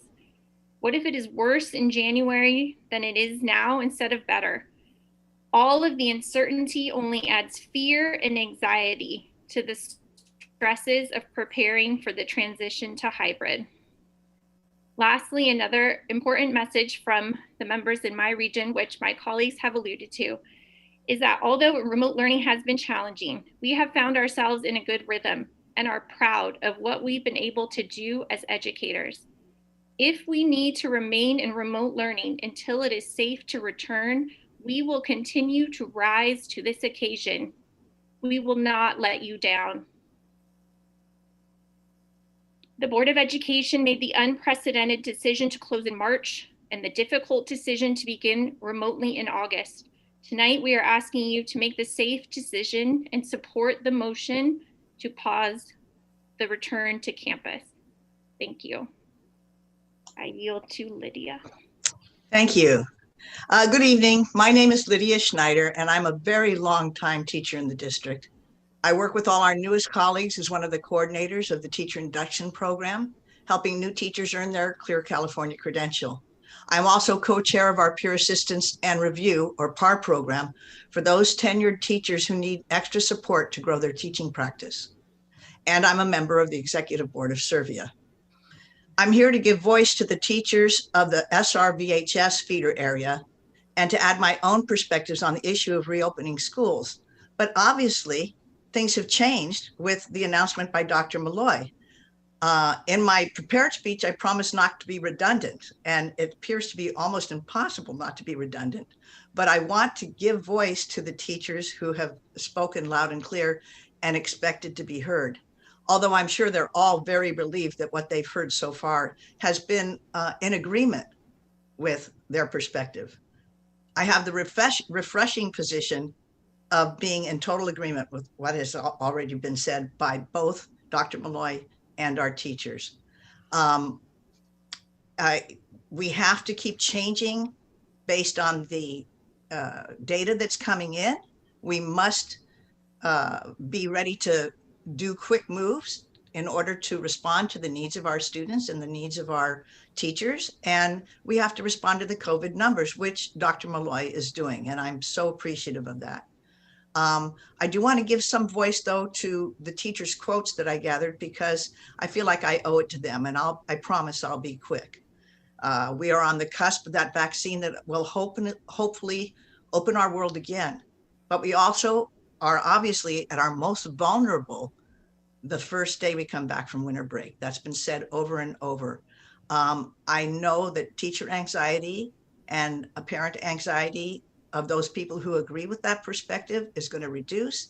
And listening to the comments that were made before us, I know that we're going against the tide for some people.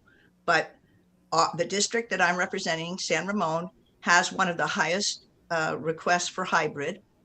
And that can also be interpreted as it has the highest risk also because of an attitude toward COVID. Also seeing our area highlighted in the news in two extremely negative ways, combined with the move to the purple status, increased fears that opening is not safe. A middle school teacher commented, "I have many students telling me about their weekends hanging out with friends and visiting relatives in other states, even as the stay-at-home order has been put in place. I've heard many students discuss plans to visit family all around the state during Christmas time. And I can tell you, because I visit classrooms, that students are very forthright about sharing their activities, which in turn only increases the teacher's anxiety. As far as the efficacy of remote learning, I would like to go on record to say that our teachers have been nothing short of heroic. I am privileged in my job, for those of you who don't know, that I get to visit many classrooms via Zoom. And frankly, I am blown away by the lessons I see. Learning is happening. Students are making connections with their teachers because teachers have learned how to present topics and elicit real-time student responses using various platforms while making themselves extremely accessible through emails, conference periods, and their own personal time. As one teacher observed, what we are doing right now is really difficult, but sustainable. We are continually improving our student support structures to meet the needs of our struggling students. The plaudits that we have received as teachers from the community are very much appreciated, and I believe they're very deserved. However, an additional issue concerns those teachers who teach at more than one site or are being assigned a combination of hybrid or remote due to parent choices in the subjects they teach. This issue is not going to go away if we go to hybrid. One high school teacher commented, having to juggle 3 teaching paradigms, that would be remote, hybrid, and video conferencing, while adjusting to even fewer instructional minutes is very much a bridge too far. Teachers will be impossibly overloaded and student learning is going to suffer as a result. That issue is not going away even if we go to the red tier. Protocols are another big area of concern, but they've already been covered by everybody else, so I'm not going to spend my prepared speech time to do that. You've already heard it. One other issue, though, that perhaps you haven't considered is that we risk losing our most experienced teachers if we do reopen. A 67-year-old teacher stated, and I quote, "I'm not convinced that the safety protocols will be sufficient to protect everyone. I am so convinced that if I must return to the classroom, I will retire instead. I don't want to do this. I'm not ready to do this. I love my school, my students, and my coworkers, but I will not allow this district to put my life at risk." Another teacher at San Ramon Valley High pleaded, "Please do not make me choose my career over my own health, my own life, and my sanity." And these teachers aren't alone in those expressed comments. We currently have a system that works for most of our students, and we acknowledge that it does not work for all of our students. We need to rely on our support systems of counselors, social workers, psychologists, administrators, all working in conjunction with the frontline teachers and the parents of those students to reach out and help everyone we can. We are committed to doing that. One of my colleagues summed it up best. We are so close to a vaccine. Why in the world won't we wait until after winter? I want to thank you all for the time you've given us. I know that it was obviously a discussion that I followed, and I know your time is valuable. I hope that we filled it with valuable information. And I want to thank you all for serving our community and your dedication to our students and our teachers. I'm going to turn the mic over to Ann now, but thank you again.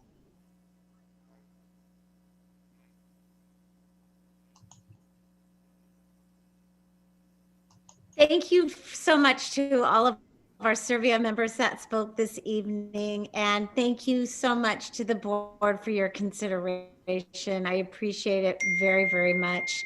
I'm going to close my mic and let you start your discussion. And Okay, thank you, Anne, and teachers who spoke with us. Okay. And President Ordway, if I can just comment that I'm getting some notes from some of our community that we probably have to really be into the mics because people are having a hard time hearing everybody but me, which makes it sound like I guess I'm loud. Okay, so we'll start our discussion around reopening, and I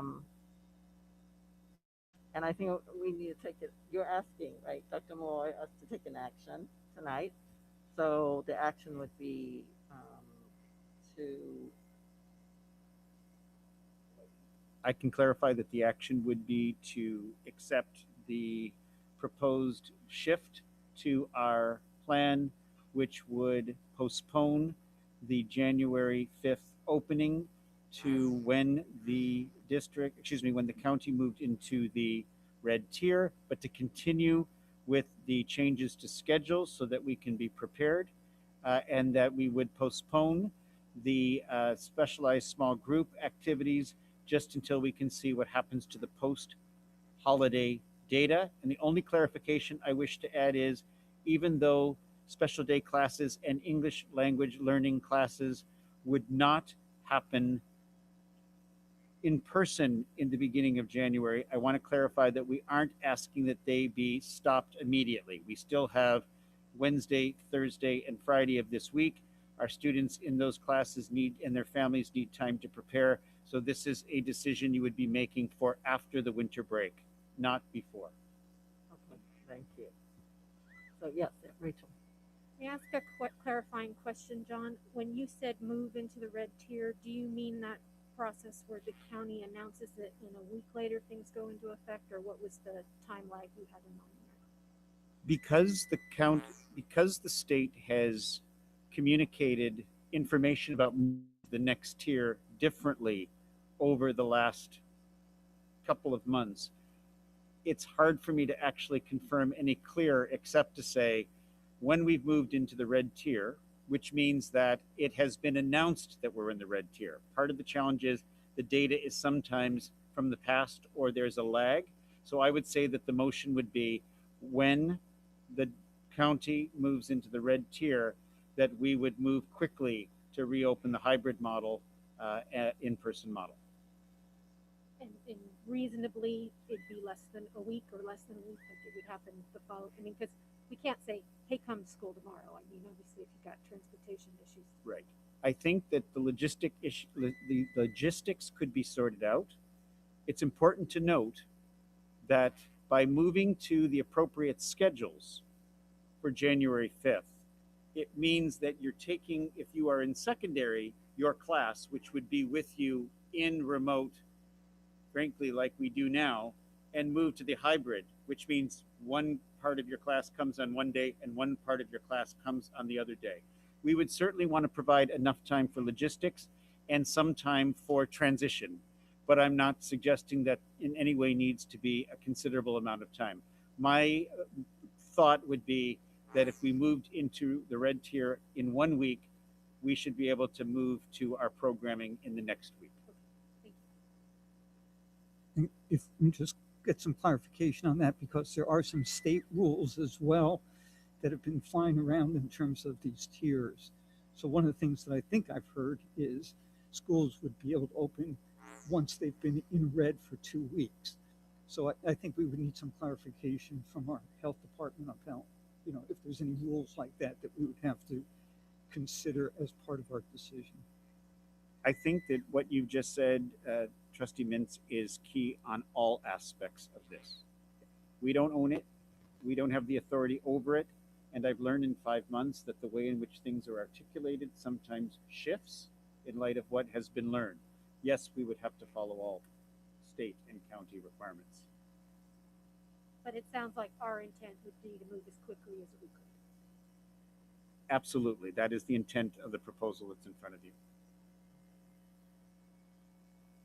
Any other questions? Yeah, Shelley. Not so much a question, but this is really a hard decision, and I want to let the community know that I've heard both sides, and I hear that there are many of our students who are suffering or having a really hard time under the remote program, and I think if we can make these decisions to move forward in this way, that we may be able to focus more of our attention on the social emotional aspect and the mental health aspect of helping them and supporting them through this. The last 12 years I've spent advocating for these students, and they are foremost in my mind. Very emotional about that. But we can't make this decision in a vacuum. This is a community decision. It's for the greater good. And we have to take into consideration not only the protection of our students, but of our staff and our educators and the community at large. And when I see the numbers that I saw tonight, it's really concerns me about coming back in the purple tier, especially as deep as our community is in the purple tier. So I think if we have the framework in place and we switch to the hybrid schedule on the 5th of January, that will give us the ability to be able to pivot as fast as we can when we when the numbers improve. So that's just my feedback on where we are right now. And I think we all here want to have our kids back in school, but we want to make sure that it's done safely and that we can protect our community.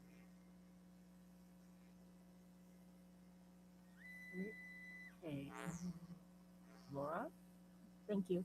I agree with what Shelley said. I think that it's extremely important that we move forward in an intentional and sustainable way. This decision, or the decision that we're making, and all of the work that Dr. Malloy and his staff has done to bring us to this recommendation has been, I'm sure, very difficult and anxiety ridden. I also know that our entire community feels a lot of anxiety, regardless of what side of the spectrum they're on, whether they really want to stay remote or they really want their kids to be on site. It's there's so much anxiety around the last 9 months around COVID, and we need something to grab onto. We need to have some kind of control, and unfortunately, we have no control over COVID. I say that, but we do have control in the way that we live our lives, by wearing masks and socially distancing and protecting those around us in our community and that sort of thing. But we don't have control over the safety at this point being in the deep purple. And I feel like that January 5th date really didn't take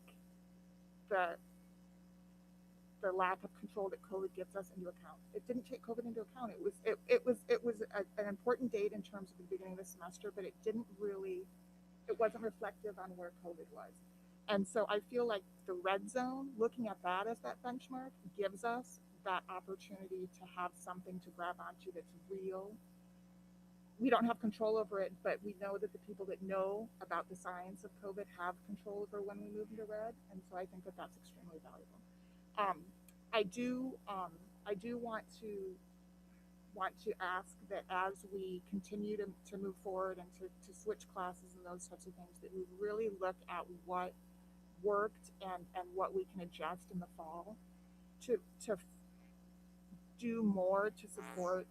I know that the teachers have done a wonderful job, and this is all a big learning curve, but to do as much as we can to support the connections, with social and emotional wellness, with academics.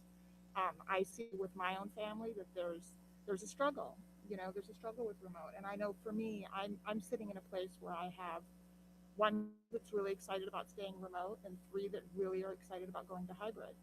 And we know we've been anxious about the safety of it, but we also they want to get into the classroom. And so how do we ensure that in this next, whether it's 2 weeks or however long it takes to get to that red zone, that we can give those kids what they need as best we can in the situation, the scenario that we're in. So just to kind of keep looking forward with that as we wait for the county and the state to give us the all clear to move forward if we make that decision.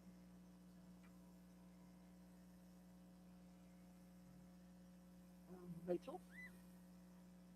I agree with Shelley and Laura's comments. I do want to bring up where we were in September when the decision for January 5th.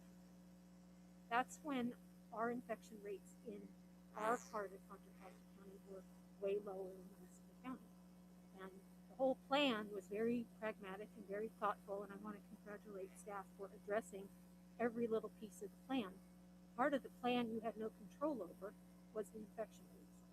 And when you do the delta math on each of those dates that John showed, October 18th and November 3rd and December 6th, in each of the cities in our district, the infection rates were the same or higher than the Contra Costa rate. So it shows the landscape changed. And because of that, for the reasons you both already described, and our teachers described, and many of our families described, even families that want to go back, this warrants this shift. But I think it's a commitment, and we haven't voted, we don't even have a motion on the table yet. But we're not giving up on going back. I think that's where we're all kind of headed. It's just we have to pause it because it really isn't safe. all through this, it's been about mitigating risk. We never could eliminate risk. John was very careful about that. But right now, the hospital bed situation is getting scary. A close family friend of mine has been in the hospital for like 4 weeks. She just came home yesterday.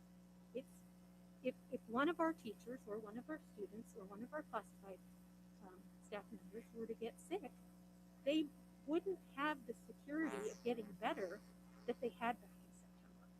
And so I think it's really important that we look at it through that lens, that the environment is different. And we've said all along, health and safety is first. And so I am very much in favor of the proposal. Sounds like we're going to comment before we make the motion. So let's go from there.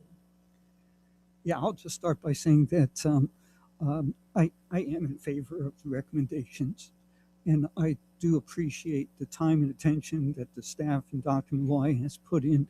And Rachel went back to September. I'd go back to March. We made some really tough decisions back on March 13th. And if you think back to the beginning of this for us as a school district, it really started with, okay, let's see if we could take a pause until spring break. And things will change at that point. That was our phase 1. And we thought, okay, if there's a phase 2, we'll start planning. And I really appreciate that our staff has really tried to stay in front of this. And what makes it really difficult is because not everyone is on the same page in the community and our staff. There's very, very strong feelings on all sides of this issue.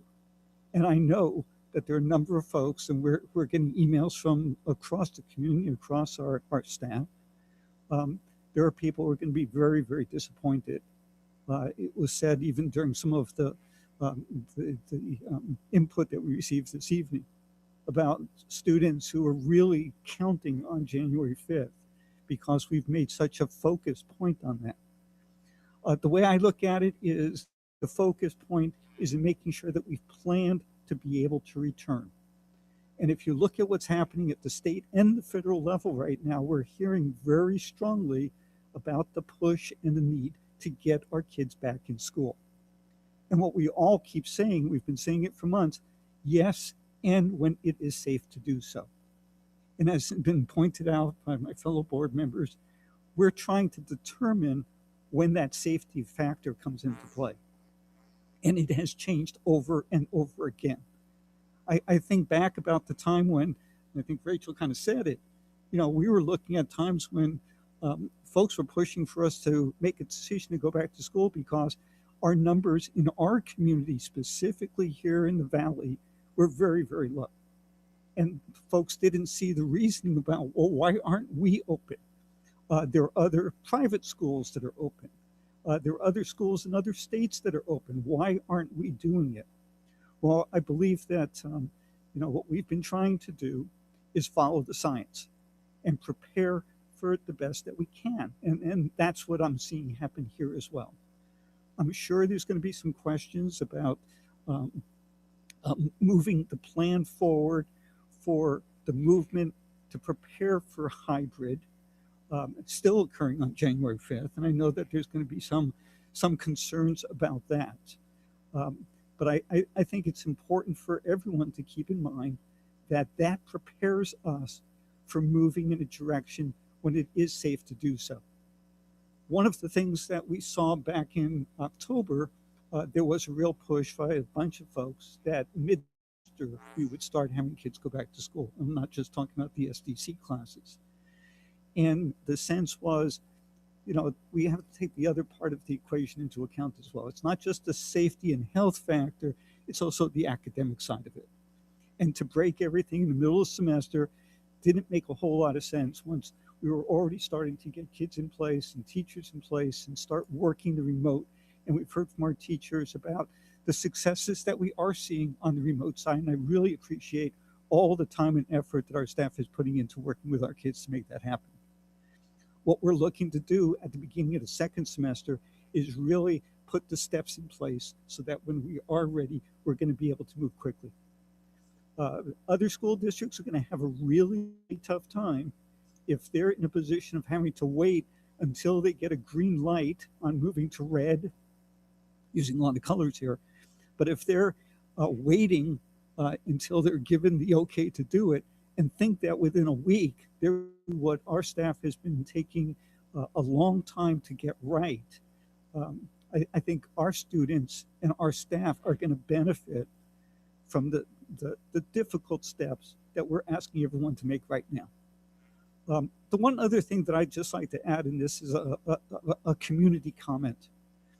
We saw it downtown Danville.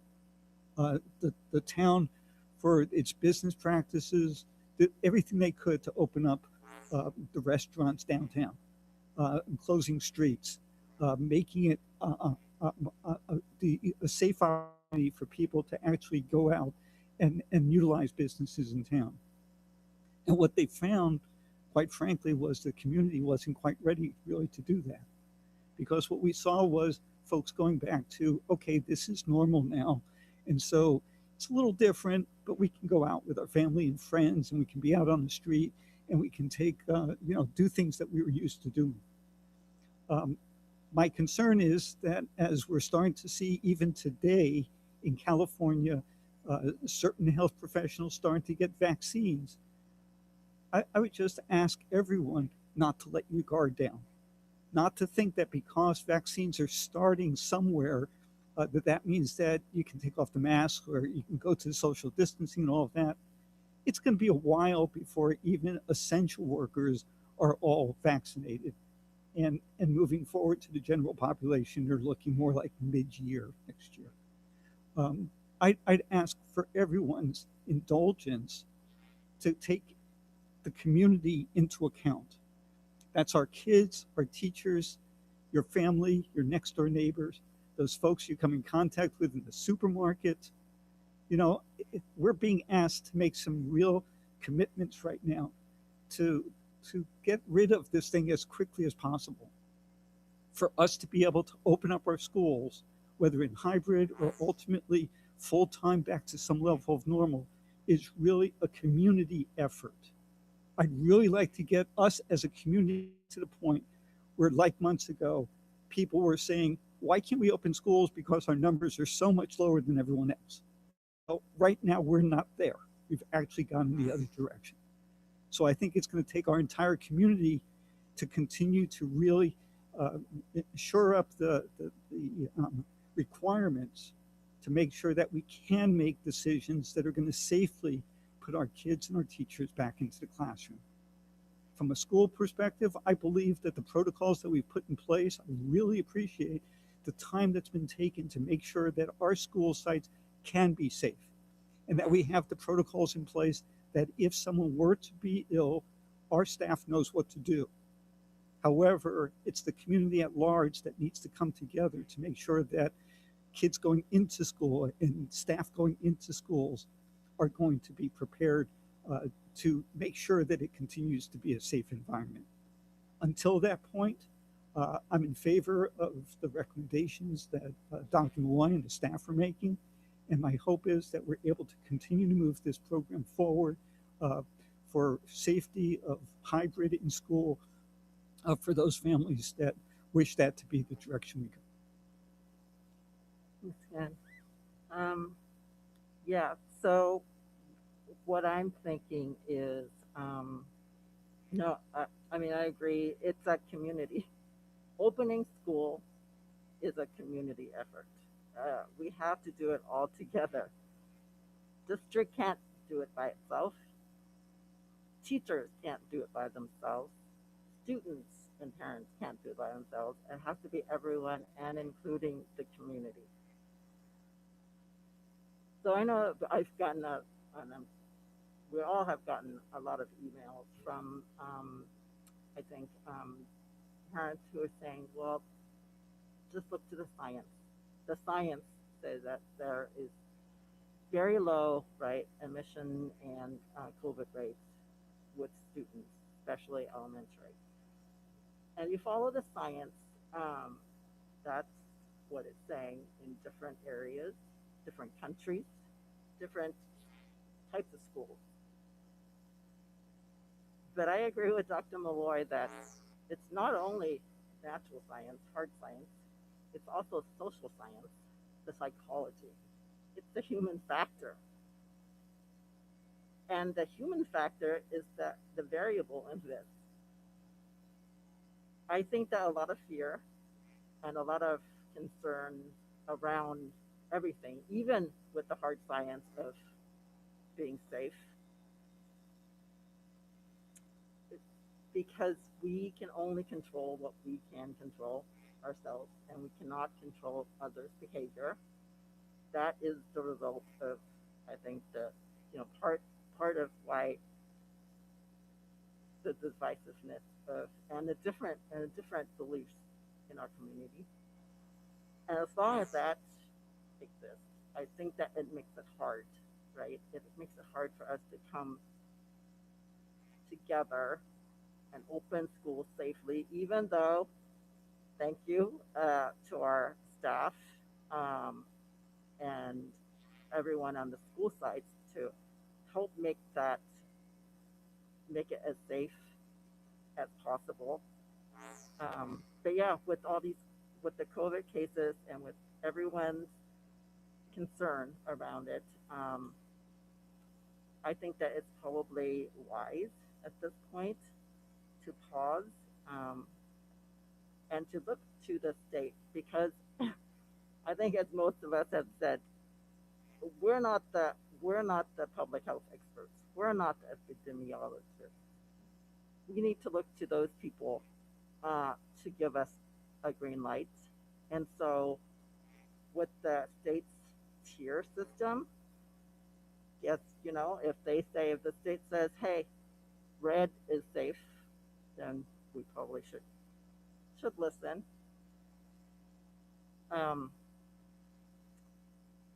In my work as a college advisor, I try and customize my efforts when I help each student, and to provide individual needs.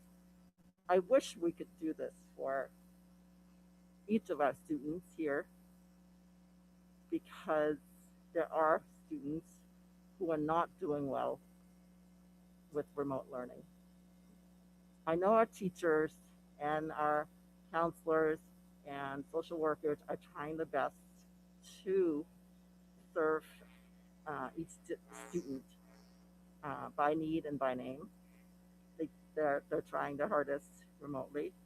I hope that as we move towards January,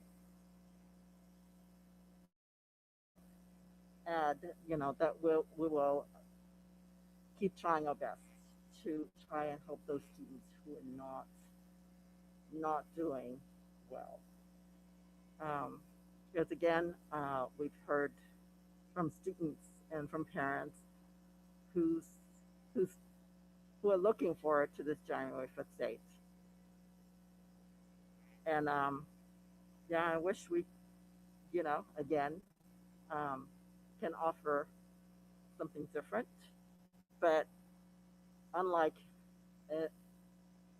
my work, where I work for a small group of people, this is not going to work in this situation. This approach is not going to work for for a whole district. So so I guess we're gonna go ahead and move on to our motion. And I know whatever is decided, and it sounds like we're going to take the recommendation that Dr. Malloy has given, but it's not going to please some people and some parents and some students. I'm sorry about that, but hopefully we are actually serving the majority of our community with our decision. So if I can have a motion on the recommendation that Dr. Malloy is. I motion that we proceed with the recommendation that Dr. Malloy has put forth, to wait until the red tier to open to hybrid, but to move into switching cohorts at the beginning of the semester, and then stopping SDC classes and ELL classes at the beginning of the semester. Great. Second. A second. Okay, great. All in favor? Aye. Aye. Any opposed? Okay, so we're going to move towards that way. And thank you for all the work you guys have done for January 5th, for the hybrid, and for moving us forward. Because yes, as soon as we can get to the red, and that is, I think, the desire of my fellow board members and I know Dr. Malloy and the district is that we will move and we will be in the position to move into in-person hybrid as soon as we can, because we are going to continue doing it that way. So, thank you. Okay. We're going to move into, now we're going to do public comment. But before, then move off the reopening. Okay, public comment. I'm going to read this. I think Dr. Malloy had kind of alluded to this a little bit earlier, but so we're still operating under the provisions of the governor's executive order from March 2020 that modified provisions of the Brown Act to allow that public comment be submitted electronically. The SRVUSD Board of Education is going to transition away from having public comments submitted electronically and read out loud during the meeting by a district official, and to allowing the public to present their own comments in real time via video or over the phone. This change will move our board meetings closer to the traditional format, and this change will be effective with our January 12th meeting. So just to let everyone know that. So next time it'll be live public comment. Okay. Are there any public comments outside? Okay.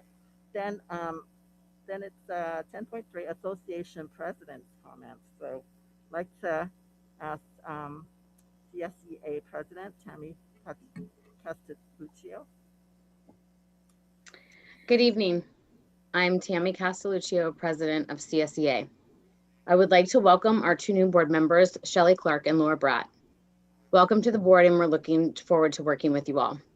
Also, congratulations to Susanna on being our new board president. I want to thank the board for the decision to push back reopening, and I agree it was the safest decision. I would like to also say thank you tonight. I would like to thank all of the district managers for the tireless work they have been doing since March. I would like to thank Kathy Rooney and all of our nurses that have been working with all of the staff to work through new procedures and processes for keeping staff and students safe.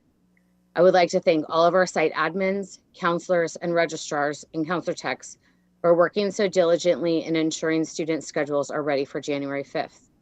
I would like to thank all of the office staff who's been working in person on their site since July. I especially would like to thank all of the paraeducators who have been on site with students since October 27th. They have been supporting students and doing it safely, while most teachers remain at home.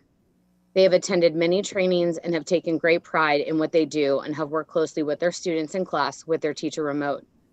I would also like to thank the SDC teachers that have returned to their classrooms to physically work with their students, as they know what is best for their students. I can honestly say that the work in progress that SRVUSD has made meeting all of their goals and getting prepared to bring students back is impressive. I can honestly say that most of the CSEA chapters in the state have not all been prepared for any of the processes and changes that needed to be made. Our district responds to everyone's concerns, although everyone does not get what they want. So to say that the district has been and is being irresponsible, I have to absolutely disagree. I understand that since the change in the agenda, SRVU was given more time before the board made the decision about reopening. Public comments are only allowed 3 minutes for each person. I realized that what was said by Ann and the teachers was very important. However, I struggle that more time was given to them than any other public comment. For president's comments, we are very mindful of time and ask that we continue to do so. The agenda of our members should not take priority over the community at large or anyone else. If we were truly working collaboratively, one view is not more important than others. Thank you for this time. Hope everyone has a happy holiday and a much needed deserved break. Thank you. Thank you, Tammy. Okay, and then our SEIU president, Carrie. On behalf of Carrie, I'll read her statement that she submitted.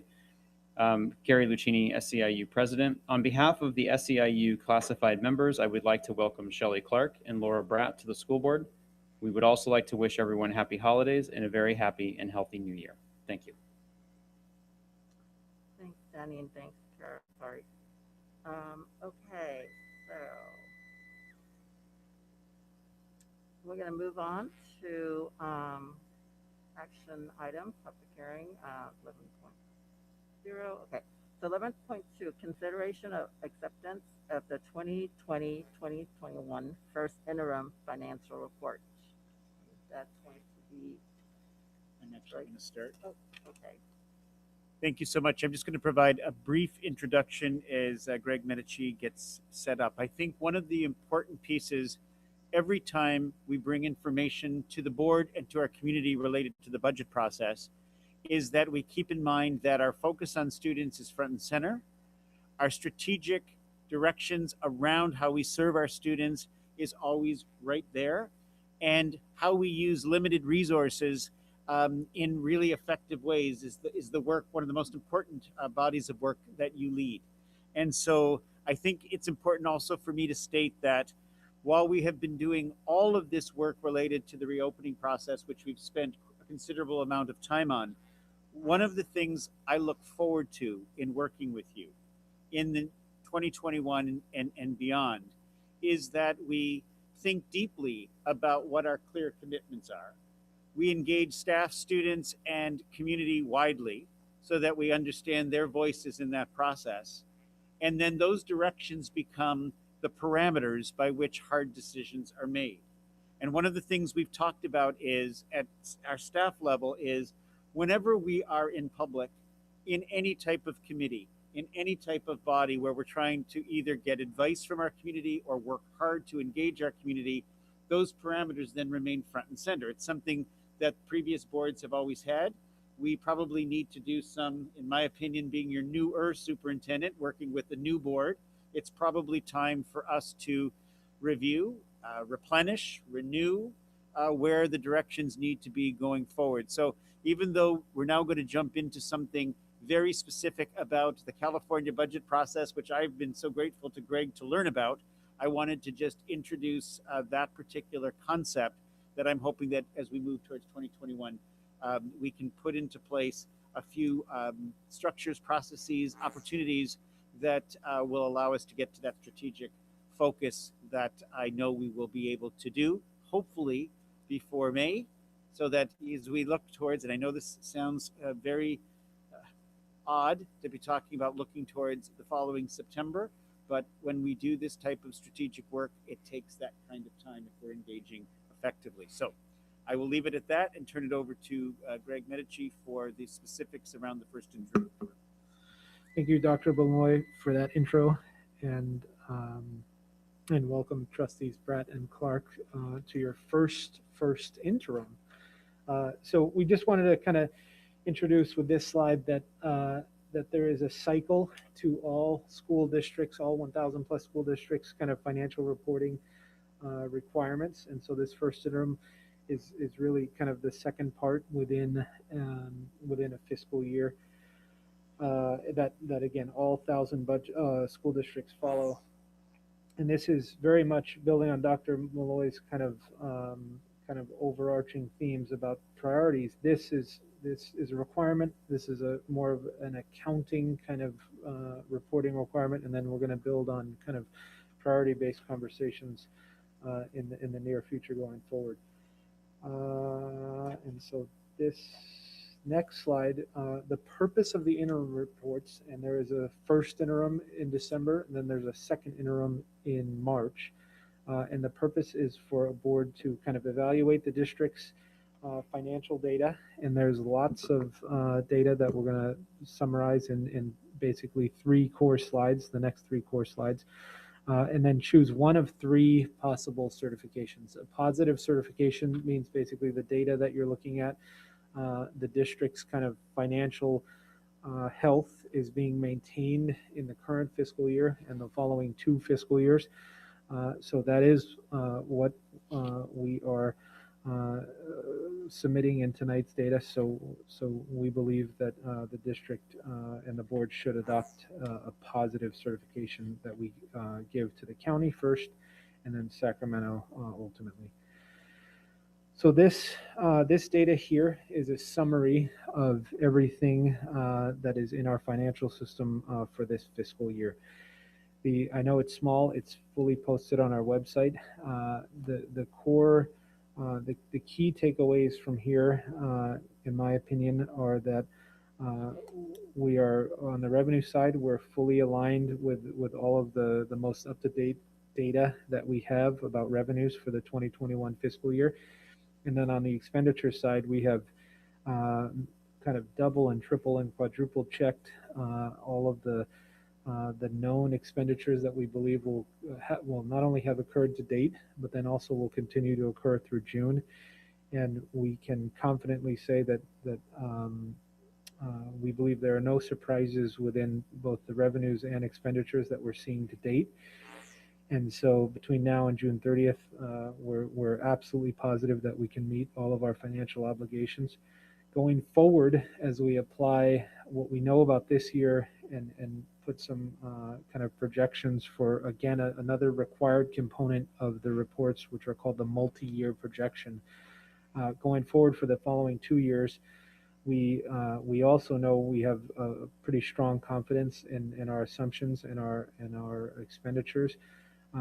One very, very key thing to note here, and it's actually been a very excellent thing that Sacramento decided to help all school districts with in kind of this COVID environment and specifically a declining enrollment environment, not just for San Ramon, but for the majority of all school districts in the state of California. As part of this current year's Sacramento kind of education commitments, this year and next year, Sacramento is committing to paying all school districts for the revenue for the average daily attendance, which drives revenues from last school year, 2019-20. So that really super helps us next school year and will allow us to continue to again to build on Dr. Malloy's point, to have a long runway, to have some great discussions between now and next year. But very much a key thing that the board will continue to consider for basically the next 2 years is that on the data that we have right now, in the 22-23 school year, there will be kind of a normalization of how Sacramento pays San Ramon and all school districts for declining enrollment. So the data here reflects our projected student enrollment in the 21-22 next school year and how that will drive revenues in 22-23. So that bottom right number is a true and correct number, minus 18 million. And again, it's on the projected assumptions that we have now from Sacramento. We're very, very, very much looking forward to the governor's January proposals for the 2021-22 school year. And we think there's going to be very good news out of Sacramento. So that is going to definitely give us new assumptions for the second interim report in March, which we're definitely excited about. So that first page and how all the data flows, this second page is really just the bottom lines of any given year. And the biggest takeaway from this slide is that, as also noted about our positive certification, we continue in the 3rd year of this projection to maintain our required minimum reserves for Sacramento purposes. And now that we have crossed, and I apologize earlier, Trustee Hurd, that I was thinking that we were referencing long-term reserves when we exchanged a thought. We are now projecting, actually this school year, we are less than 30,000 ADA. So now that our school district has less than 30,000, we have a required 3% reserve for Sacramento purposes. So just something to note. And this is a slide we've been presenting for approximately a year for now, but the one-time reserves that we have are very specifically earmarked in these categories, and so this information fully aligns with the report that we're submitting to the county in Sacramento. Finally, on enrollment, this is a very specific slide that we wanted to bring forward because this slide was actually presented last December at this time. So we wanted to demonstrate that our great demographer partners, they certainly couldn't have predicted anything about COVID, that's for sure. But interestingly, kind of whether COVID or not, the reality of our enrollment right now is that that we have 30,603 students as of last week. So this is really in line with the trend that we continue to see about declining enrollment. We are actually working with our demographers right now on kind of a very deep and detailed dive into current trends. We are working with them actually to kind of give us a report on basically two major assumptions: that what is happening this year is COVID related, I mean in terms of the kind of more drastic decline than anticipated, and what is happening is not COVID related. So depending on when the report's ready, we're definitely going to, by January or February, hopefully January, present to the board a detailed demographics report, again based on those two possibilities. Overall, right now, we in this first interim report continues to be based on what was the comprehensive and well thought out recommendation of the board from June, which is on a running basis minus 275 students per year. So this year, next year, in the 22-23 school year, we're continuing to assume that assumption, but we anticipate that we'll have more information for the board to consider once the demographics study is available before the March's second interim. So Dr. John, back to you. And thank you. And just in terms of some of the next steps, one of the things I'll be proposing to you is that we actually have some public workshops where we work through some of our key areas such as instruction and learning, well-being, mental health, and equity in particular, so that not only can you as a body engage in some of those really significant areas, our public community, families, staff can be engaged, and then of course we can go out to community in appropriate ways as well. The other thing, as I said at the beginning, we want to be really intentional every time we're bringing groups together or when we're invited to groups such as the PTA leadership groups or the foundation groups and such, so that as we're thinking about not just the dollars, and that I think is one of the biggest challenges whenever we think about budget. Budget is actually a policy direction. It's what you as a board are directing us to do based upon all the evidence and the collaboration and the ideas. It's a policy direction that then we align, as I said earlier, the resources to. And so once that then gets set, we can move into a continuous improvement process, which is allowing us to look at our commitments, understanding the data that we are examining, providing learning to our staff where we need to grow, improve, fill gaps, and then monitor impact that informs communication. Again, this is not something that is new to you. I'm just wanting to state in this context that oftentimes when I've been in board settings where we're talking about budget related ideas and we must focus on the requirements, we must focus on the resources, and those oftentimes include spreadsheets, which you do have to understand. However, those things are connected to really significant strategic work that serves our kids.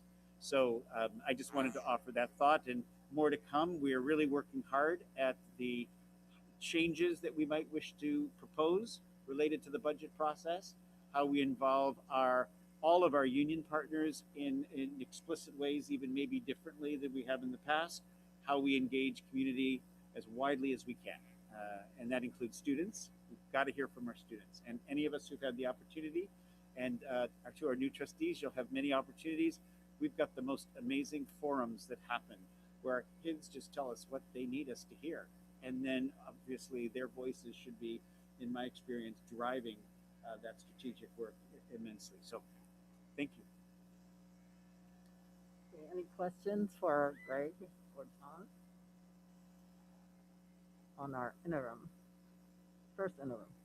I don't know if this is the appropriate place, so I apologize for not quite understanding. But in terms of student participation, is the idea of having a student board member in the future something that we can talk about at some point? And again, I don't know if this is the right place to ask this. It's just something that's been on my mind and that I've had many people ask me about. So, as you mentioned it, I wanted to bring it up. So I'll just do a quick segue to say it is on the agenda I have to bring to you. I'm working on the process that we would follow under the education code. And yes, indeed, I think it's something that we need to move on, and it'll be on an agenda soon. We're just doing a little bit of legwork before we actually bring it here. Excellent, thank you. I apologize if I missed my foot in my mouth about that. Okay, any other questions or anything? I just have one comment about the budget process, and that is that I think we haven't done a good job of engaging the parent community and educating them in a way that is more easily understandable, so that they can kind of buy into what we're doing and understand the choices that we're making. And if there's a way that we can come up with to begin to educate them on the whole process and the decisions that we're making and what that looks like, I think it would go a long ways to everyone being on the same page. Yeah, thanks, Shelley. And actually, we were kind of on that path, the district. I know Greg and Rachel and I had an idea, and we took it to the district. And Greg actually did several videos. I mean, we were moving on that way until, unfortunately, COVID hit, just like everything else. So we had to pause that because now, of course, reopening schools since, right, closing the school in March through now, that's been our focus. But I am confident that the district will bring that back. So that, yes, I totally agree that not being I'm still learning about public education budget. I mean, this is very complicated. Spreadsheet. I mean, this is not just one spreadsheet where, we're usually used to. I my own practice, do my own accounting stuff. Nothing like a regular business spreadsheet. So, no, good point, and hopefully we'll bring that back. Greg, just one quick question, and it gets back to Rachel's point earlier about the reserve. When we've been over 30,000 students, our actual reserve for economic uncertainties is at 2%. But my sense is we've always kind of looked at it still as 3%. So as we dip below 30,000 students, is there going to be, are you seeing at this point any allocation issues with some of the other reserve categories, or are we pretty much staying on level to the direction we're already going? Exactly, and because of the good the good debate and the good anticipation of the board over the last few cycles, the earmarking, the existing earmark of 3% allows us to be in a good position not to have to kind of pivot to put millions of more dollars into a state required reserve. It was already there. So now the key thing is for everyone, community included, to know that that Sacramento was literally requiring it to be there. The board anticipated that, so job well done for sure.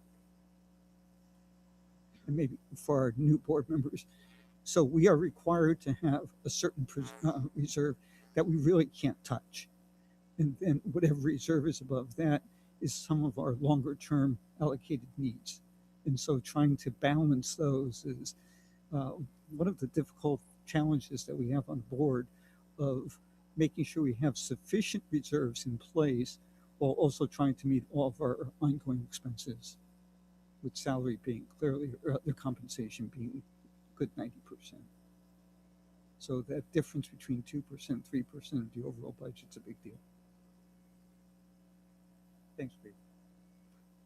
And I actually have one. So it looks like, because you had mentioned that the state is giving, good news is that for this year and next school year, we get to keep the ADA numbers that we had last year. So our budget actually will look pretty good, but we have still to be really mindful, because it sounds like it's going to drop off the year after, right? So That's correct. yeah. So even though we might see good numbers coming up because we get a pass for COVID, we still have to kind of plan on that multi-year Yes. very and- mindfully. And hopefully, so there is some talk that Sacramento is actually going to set new aspirational goals, potentially during this cycle, and that very well may potentially kind of come to fruition by 22, 23. So there's definitely good news on the horizon, but to your good point, remaining diligent is going to be key. So we'll continue to bring the best information we have for your consideration. Greg, can you explain why the difference? Because we have the minus 275 a year enrollment earmark, the planning number, and then materials tonight said 690. Can you just explain why there's two numbers? Yes. So the this number of 600 plus is kind of a rolling average across all of the demographics data we have.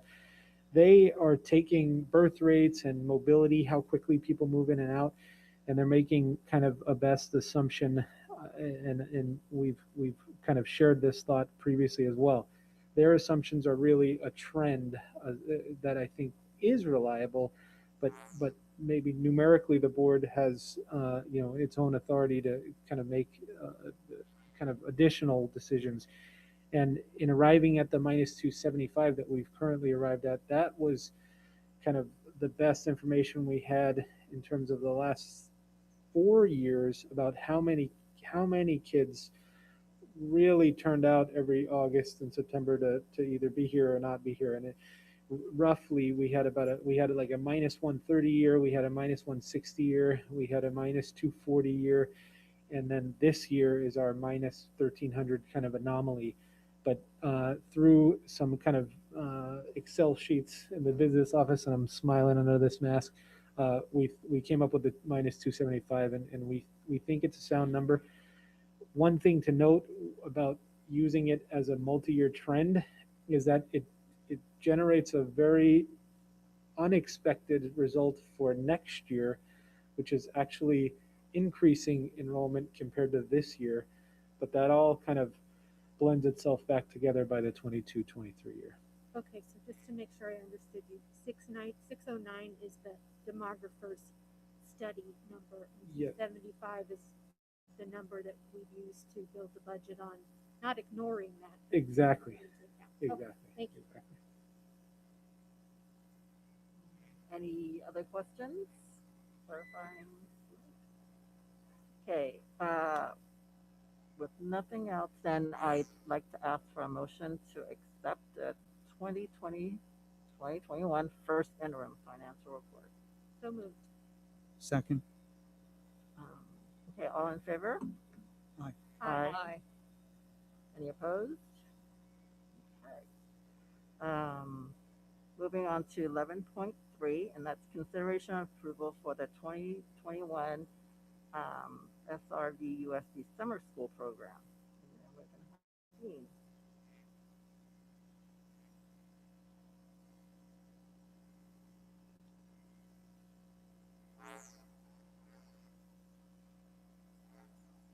All All right. Good evening, members of the board. Thank you, President Orway. I am here this evening for our educational services team to present our proposed summer school 2021 plan for the board to consider approving tonight.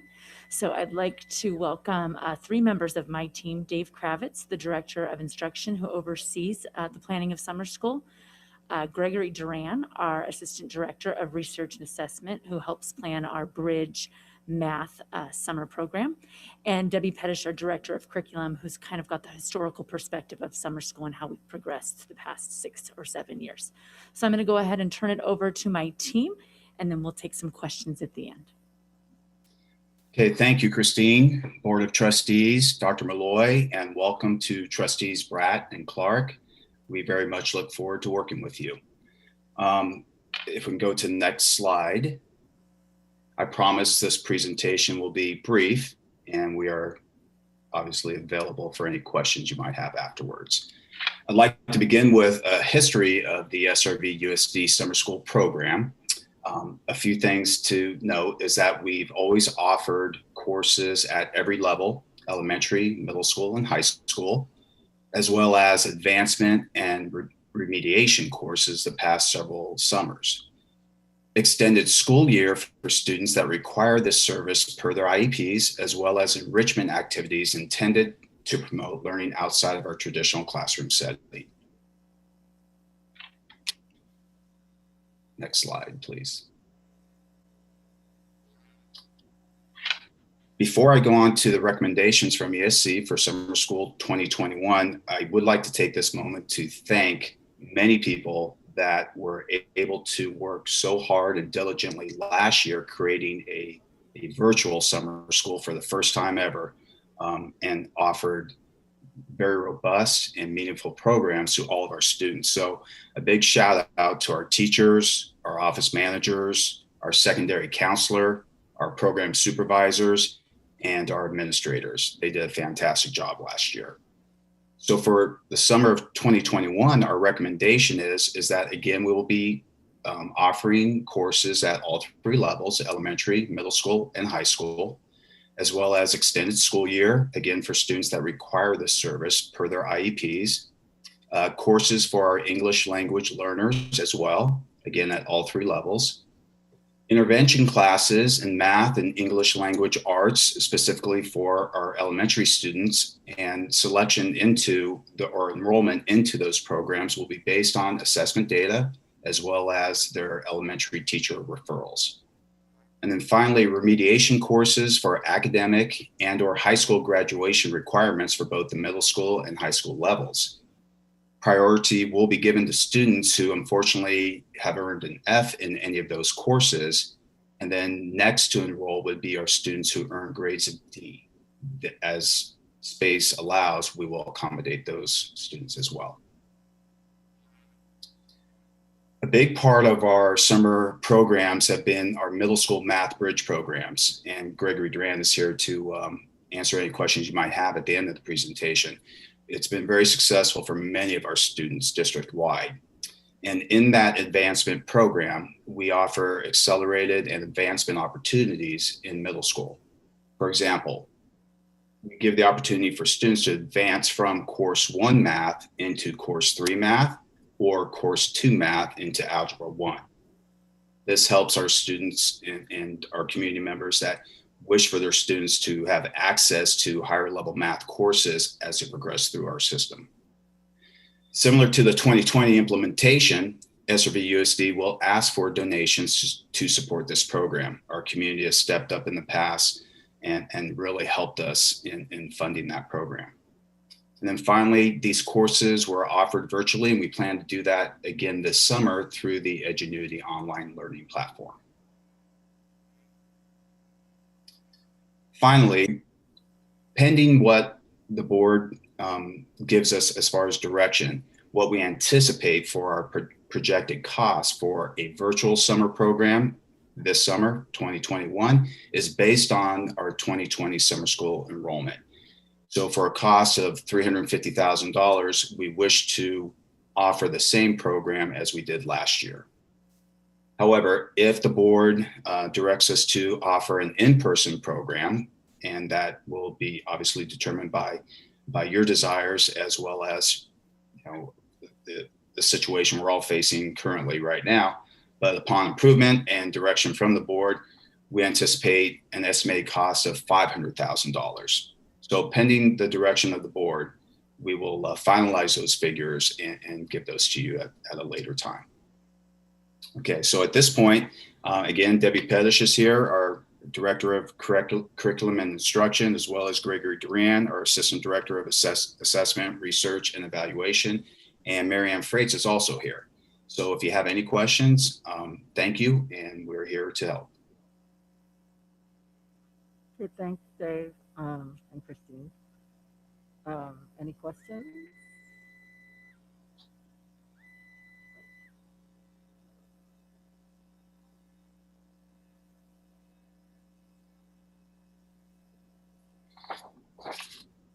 I just have a general question because I'm not altogether familiar with the whole summer school schedule. How do you decide what courses that you offer in summer school?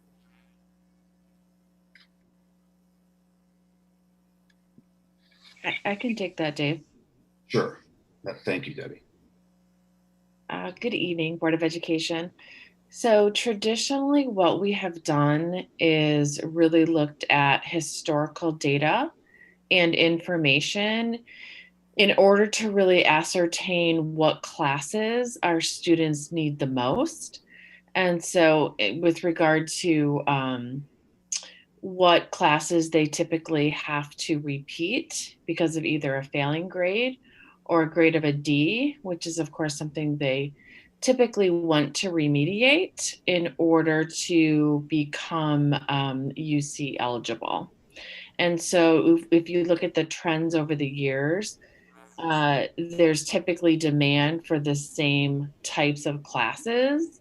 The sections might vary slightly, but typically the most popular classes that students want to take over the summer is all of our math classes are very popular, Algebra 1, Geometry, Algebra 2, our biology and chemistry, those types of things are really the most popular. And thank you, Debbie. And if I can add to that, we lean on our high school counselors specifically in regards to those courses offering up for remediation. And last year, the list of courses that Debbie just mentioned were the courses that we planned to offer, but then our counselors were also a part of this process, and they gave us good information in regards to what courses they felt based on the data that students needed during the summer, and we added those courses. Thank you, Dave. Yeah, that's a great point. We're adding sometimes sections, you know, a couple days before summer school starts based on the second semester trends in terms of students who, you know, receive a D or an F in a class. And so we're very flexible with regard to that and stay very close to our counselors as well, as Dave mentioned.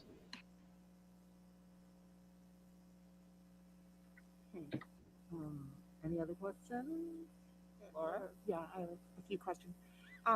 So with what we're seeing, or what I've been hearing, and I think I'm now perceiving, and we'll know more at the end of the semester, there seems to be a greater number of D and F students through remote with learning loss and various things. Are we going to be able to expand the programs as needed to make sure that we're able to provide services for what potentially could be not a much, but a larger number of D and F students because of the situation with COVID and remote learning?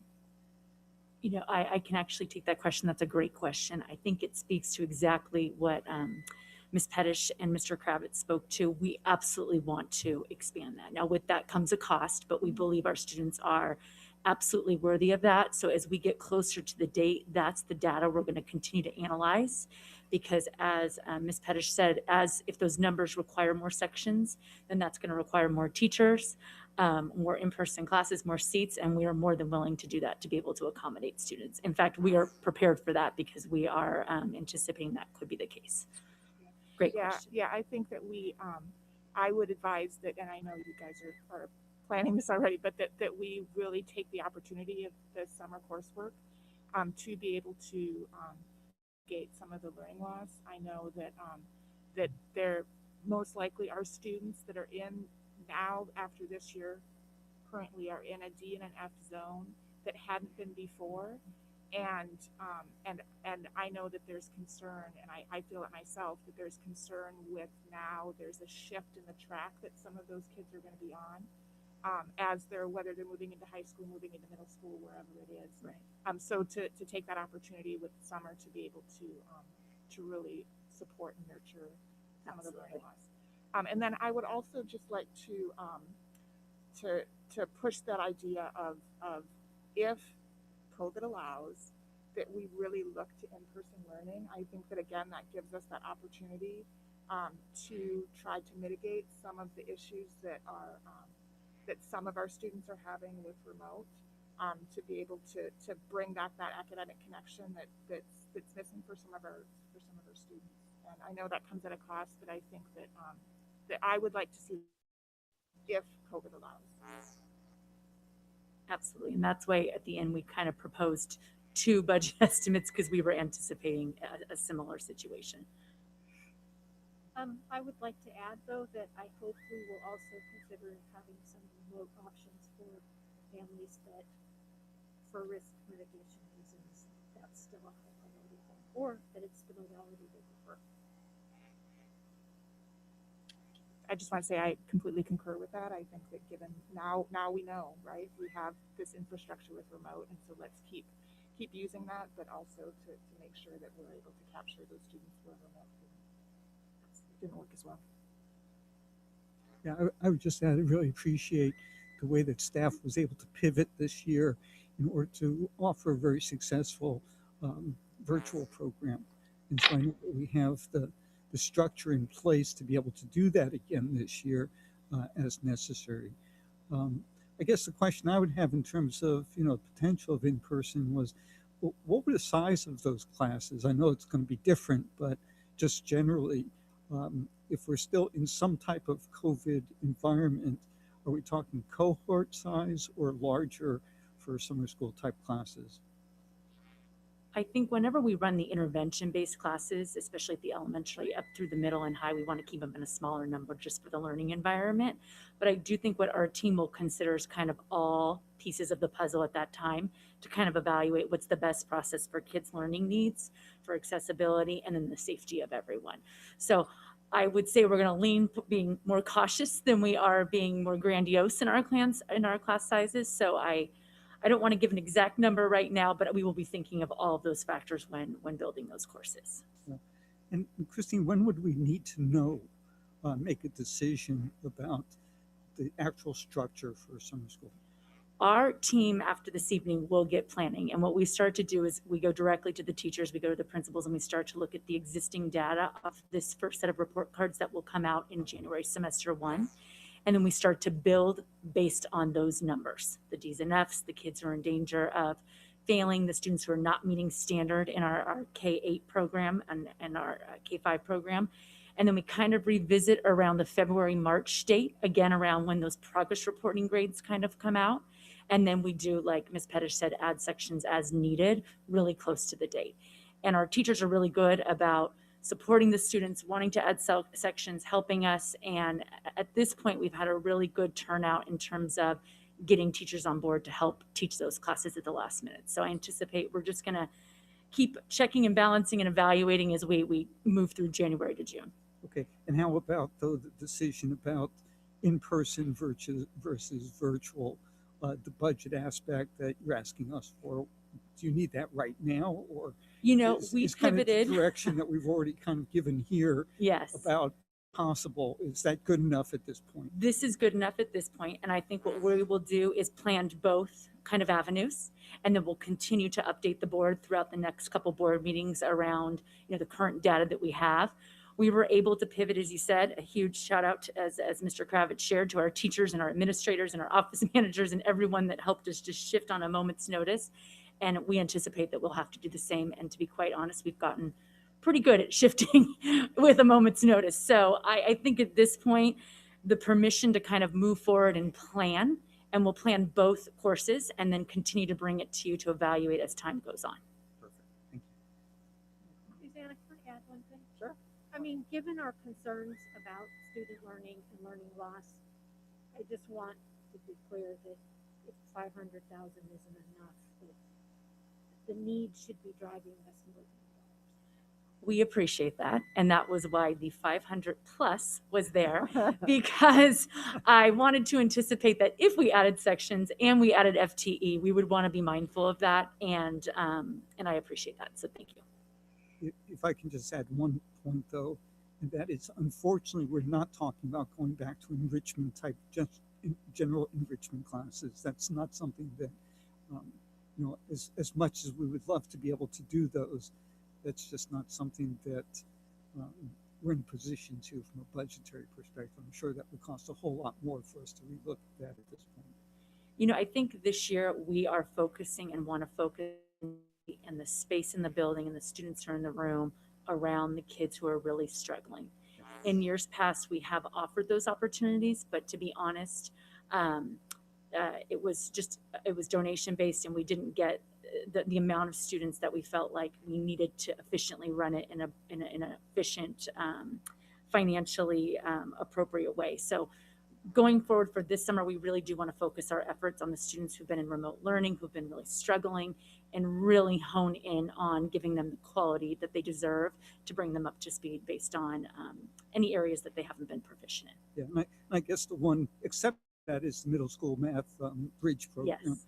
which I think is really important because we do have kids who really excel in math in our area, and we don't want to hold them back. So if there is a way for them to be able to excel, and also that's a great program. Yes, and also one of the things that our team looked at last year is there were so many existing free and small nominal fee enrichment programs that were being offered out through the city of San Ramon, through the town of Danville, that we felt like we were almost sometimes competing with some of our fellow neighbors. So the opportunity really already existed naturally within the environment to serve kind of some of the enrichment courses. And so this year we really kind of stuck to focusing on the remediation and really just getting students proficient. Just one other quick question. To what extent are we working with DVC in terms of college courses for particularly high school students? Absolutely. Well, I'm going to let Mr. Kravitz answer that because he is on the phone and oversees and does a lot of work with our partners at DVC. Dave, do you want to take that one? Sure. We still have our College Connect program, and we're looking to, continually improve that program. Our staff that does run that at our 4 comprehensive high school sites do a wonderful job with those students. So we have that program, of course, and then we do have many students who choose to take courses at DVC to be concurrently enrolled with them, and we support them in those efforts as well. But more specifically, the College Connect program is where we are, focusing most of our attention in partnership with Diablo Valley College. I know at one time there was an exploration of expanding DVC courses at SRVUSD school sites. I believe that was put on hold for the time being, but we are certainly open to bringing those conversations with DVC back to the forefront with permission from our board.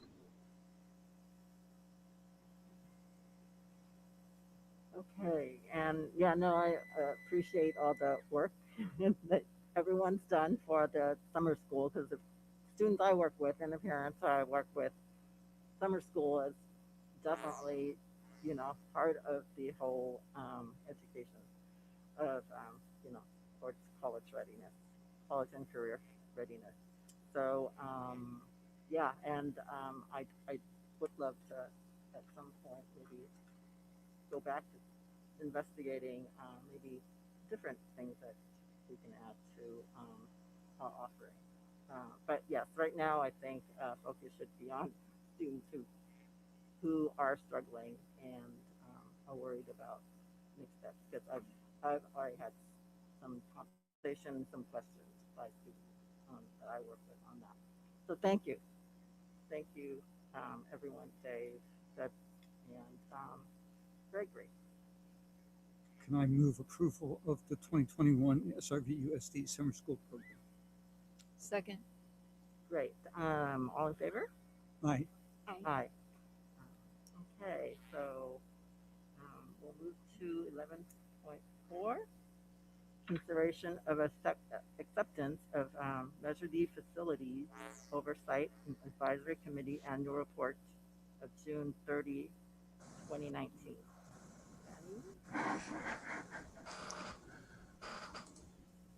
All right, you guys hear me okay? Yes. Awesome.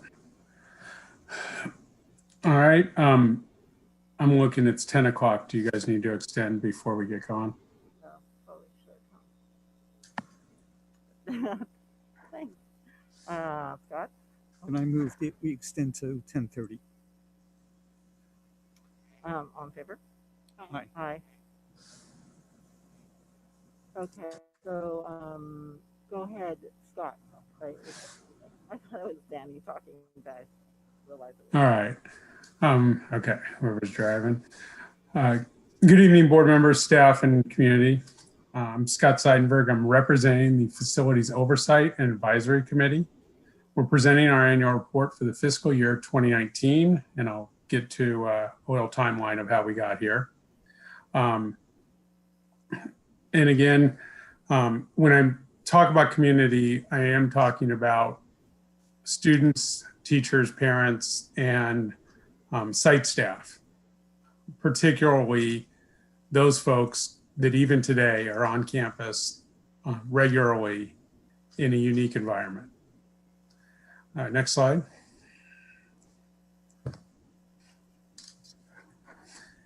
So we are presenting, this is part of Proposition 39. That's now almost 20 years old, or is 20 years old, that requires community oversight to the expenditures of money that are tied to school bonds passed under certain guidelines. There are minimum requirements of how many members are on a board and certain groups that they represent. Next slide. These are our current members. I love this group. I will say that, you know, in my 4 years on the committee, what has been great is we always are given a very diverse group that represents all facets of the community and has very unique experiences, and it's really been fun to be a part of this. And I think that the community is well represented by this group. Next slide. So overview of Measure D. This was passed 8 years ago. Covers $260 million in bonds to be used for construction, reconstruction, rehabilitation, and replacement of school facilities. All the bonds have been issued. Our cumulative expenditures through the period we're reporting were $182.2 million of that amount, and preliminary numbers through the end of 2020, just for comparison, were almost $214 million. So as you can see, we are fast approaching the very back end of this project. And as you can see, there are more detailed information available on the buildourschools.org site. A lot of historical information is there as well. Next slide. So one of our guidelines is that we review the annual audit. The audit is prepared by an independent accounting firm, E.D. Bailey. Their report is also on the same site. The audit firm provided its unqualified opinion, which means its clean opinion of these financial results, dated March 9th of 2020. So this is where we start to get into the timeline of how we're reporting now. We were originally scheduled to meet 2 days later to review that, and then ultimately to report to the board as we normally would in the May to June timeframe. Obviously, everybody is well aware of how that week went. We have pushed this off as far as we could to still meet our annual reporting guideline, but I wanted to make sure that everybody was understanding that how we got here to this timeline. We hope to be back on a regular schedule next year where we would report, within a few months after the audit report is completed. Moving on. This is just an overall highlight of the program and where we have gotten to at this time frame. Again, as you can see, we're nearing the back end of the project. All of the funds have been gathered via bond issuances. We're continuing to spend kind of on plan. And, we're nearing that phase of a couple of larger projects that are due to be completed in the next probably about 2 years. Moving on. Overall, our team is focused on, overseeing the projects and making sure that they are headed towards completion timely. Key piece is understanding the use of funds for the $260 million and making sure those match what was originally intended and fall within the guidelines of monetization. We consider the safety of students and site staff in making recommendations. And we try to assess those items relatively equally across the district.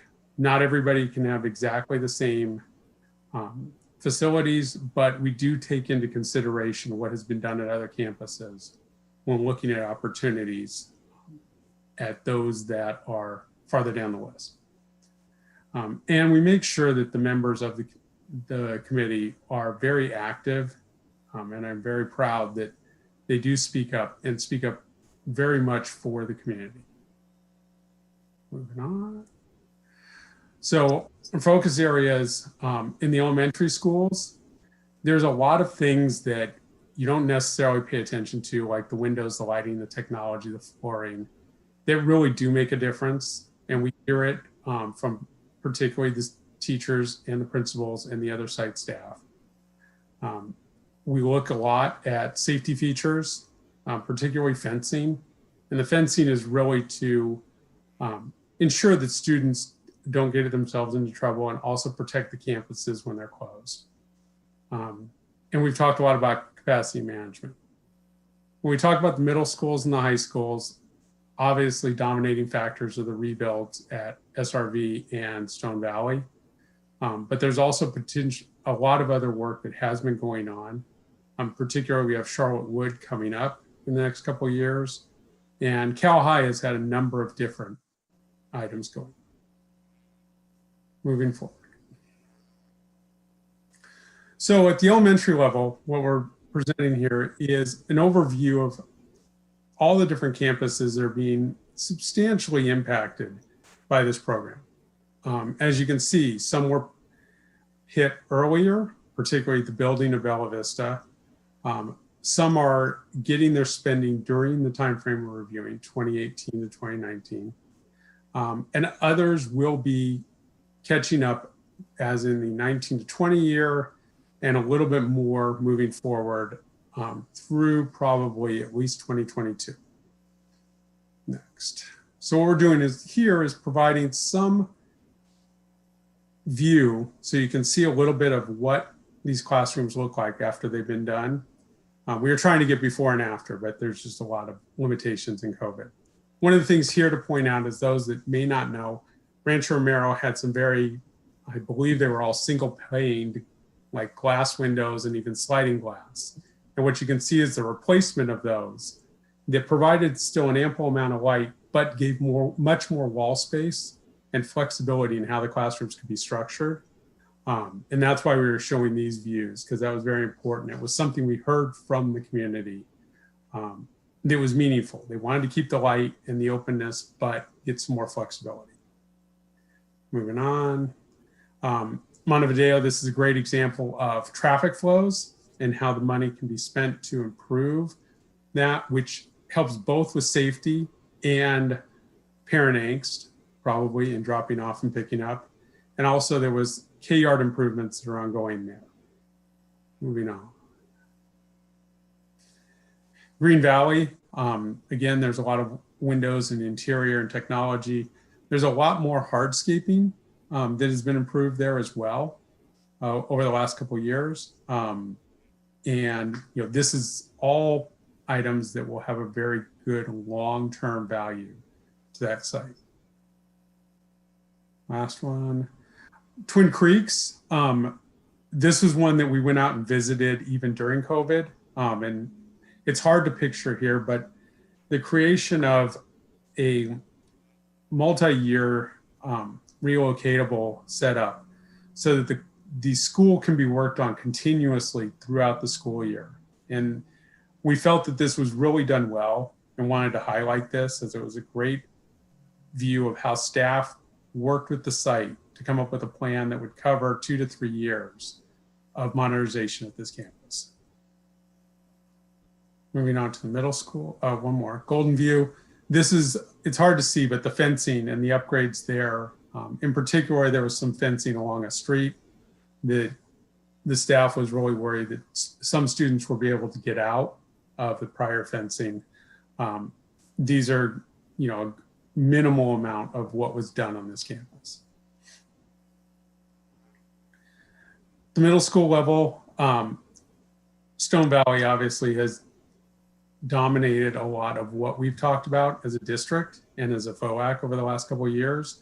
I'm glad to see that project has reached conclusion more recently, but even at the end of our time frame, was substantially complete to the point that it was ready for opening, but not really able to get there with COVID or the full utilization. There's an overview of what we have today. At the high school level, again, there's been a lot of activity at different times at different campuses. San Ramon obviously is the biggest project that we've seen in the last 5 years with the entirely new building. But there has been significant work previously at Doherty and Monte Vista and ongoing, particularly at Cal. Quick snapshot of what San Ramon looks like today, which is really impressive. And hopefully we'll get back to this being fully utilized by the students. Based on what we saw during this year, FY19, and our review of the audit report, we believe the bond funds have been expended consistent with Measure D. Projects have proceeded as intended without any substantial issues. Opportunities presented to the committee for review and comment before action was taken. And we believe communication with district staff and the board liaisons continue to be very open and timely. We'd like to thank in particular the district staff, Renee, Aaron, and Danny, for all their support. And finally, we never got to say properly thank you to Gary and his long-term support for the committee and collaborating with us and building a long-term vision for the entire program. I thought that was very critical when I came on board and was carried on today by the continuing staff, particularly Danny and Aaron. But because of just different factors, we were never able to really give our thanks timely to Gary. That is it. Questions?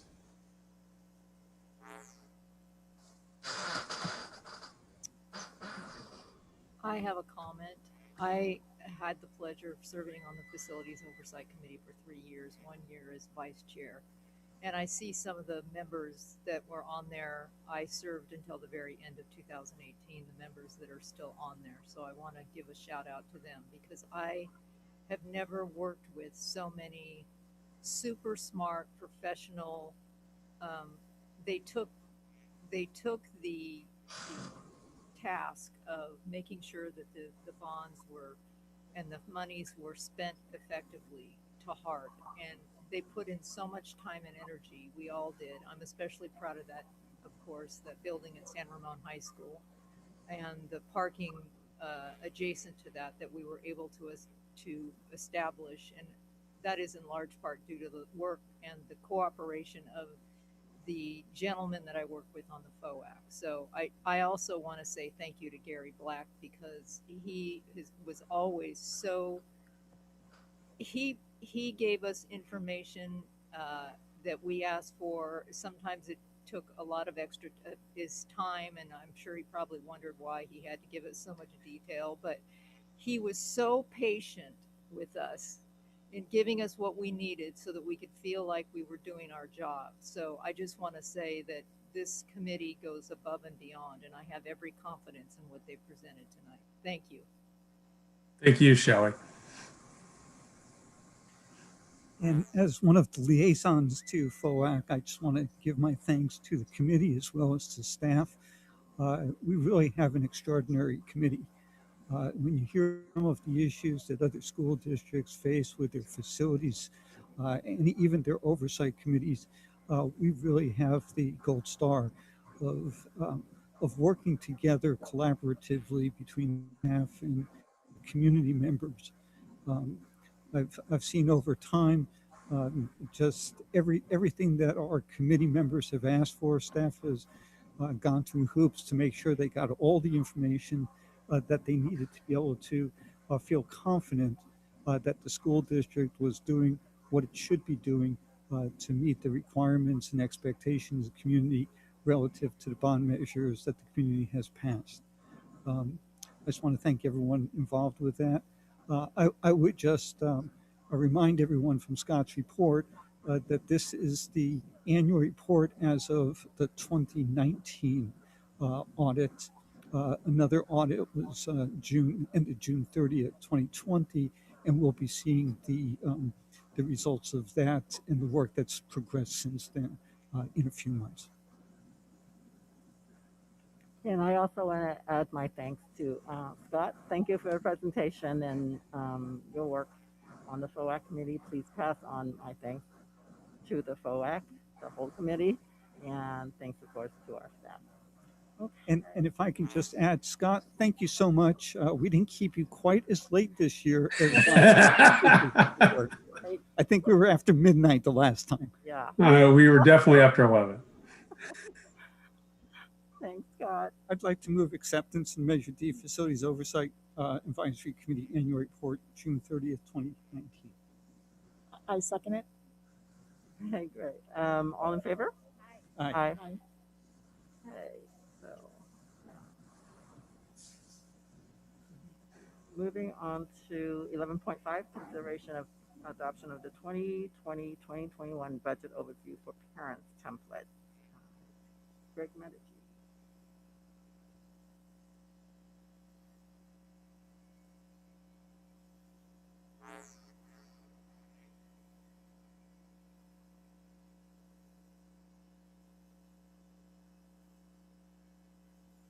Thank you, Madam President and trustees. This is actually likely to become a routine item. This budget overview for parents is actually this year part of the Learning Continuity Plan process. This template was first previewed as part of last year's LCAP process. So in June 2019, the 2019-20 LCAP actually had this template at the beginning of the LCAP. Both the June 2019 version and this current version are posted to the district's LCAP and Learning Continuity Plan web pages. The basic essence is these numbers align to the first interim data that you guys approved. Also the the Learning Continuity Plan data that you guys approved in September, and then the Local Control Accountability Plan, the LCAP data that aligns to last year's 2019-20 actual expenditures. So this current graphic is basically the first interim in a pie graph or a Pac-Man type format. This next one is learning continuity dollars, and that's the LCP, the September plan, the exact numbers in that September plan. And then this final graphic is last year's, the 2019-20 actual LCAP expenditures. So that's the template, and it will continue to be posted, number one, and then it will also very, very likely, Sacramento is working on its LCAP guidance for this year. It's supposed to be due, from Sacramento to the districts by the end of January.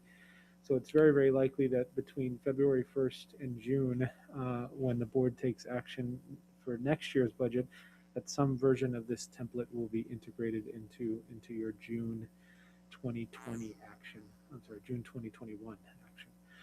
So that's everything. Any questions, comments? One quick question, Greg. On that last chart, which is talking about the budgeted expenditures for high need students versus actual expenditures, what happens to the difference? Does it move forward to next year? Does it go to a general fund, or is it still focused on high needs? It is absolutely focuses on high needs and does move forward into the next year. And in fact, we have, there's some kind of narrative to that effect here as well. But yes, it's fully earmarked under supplemental and concentration kind of reserves, kind of permanently and perpetually. And so it continues to be invested in our students earmarked for these dollars. Thank you. I'd like to move approval.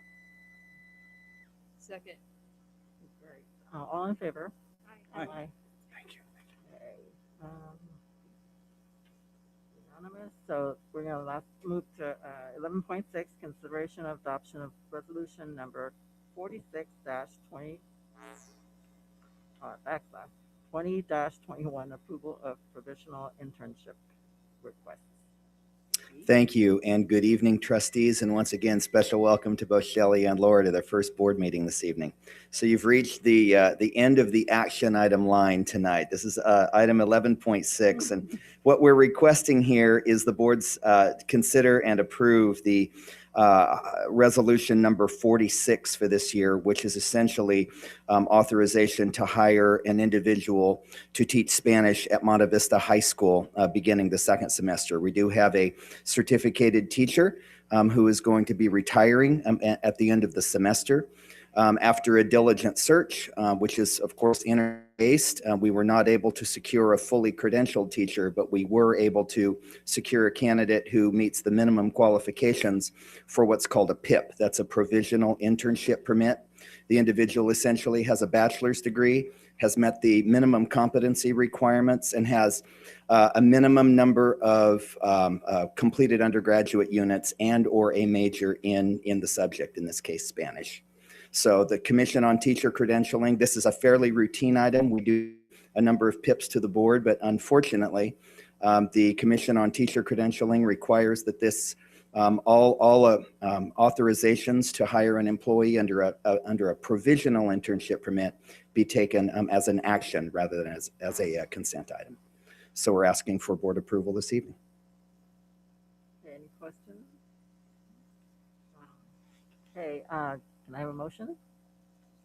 Move adoption of resolution number 46, 2021, approval of provisional internship permit request. I second. Okay, great. All in favor? Aye. Aye. Aye. And that's unanimous, so. Thank you. All right. Thanks, Chief. Okay, last section. Board member reports. Start with Shelley.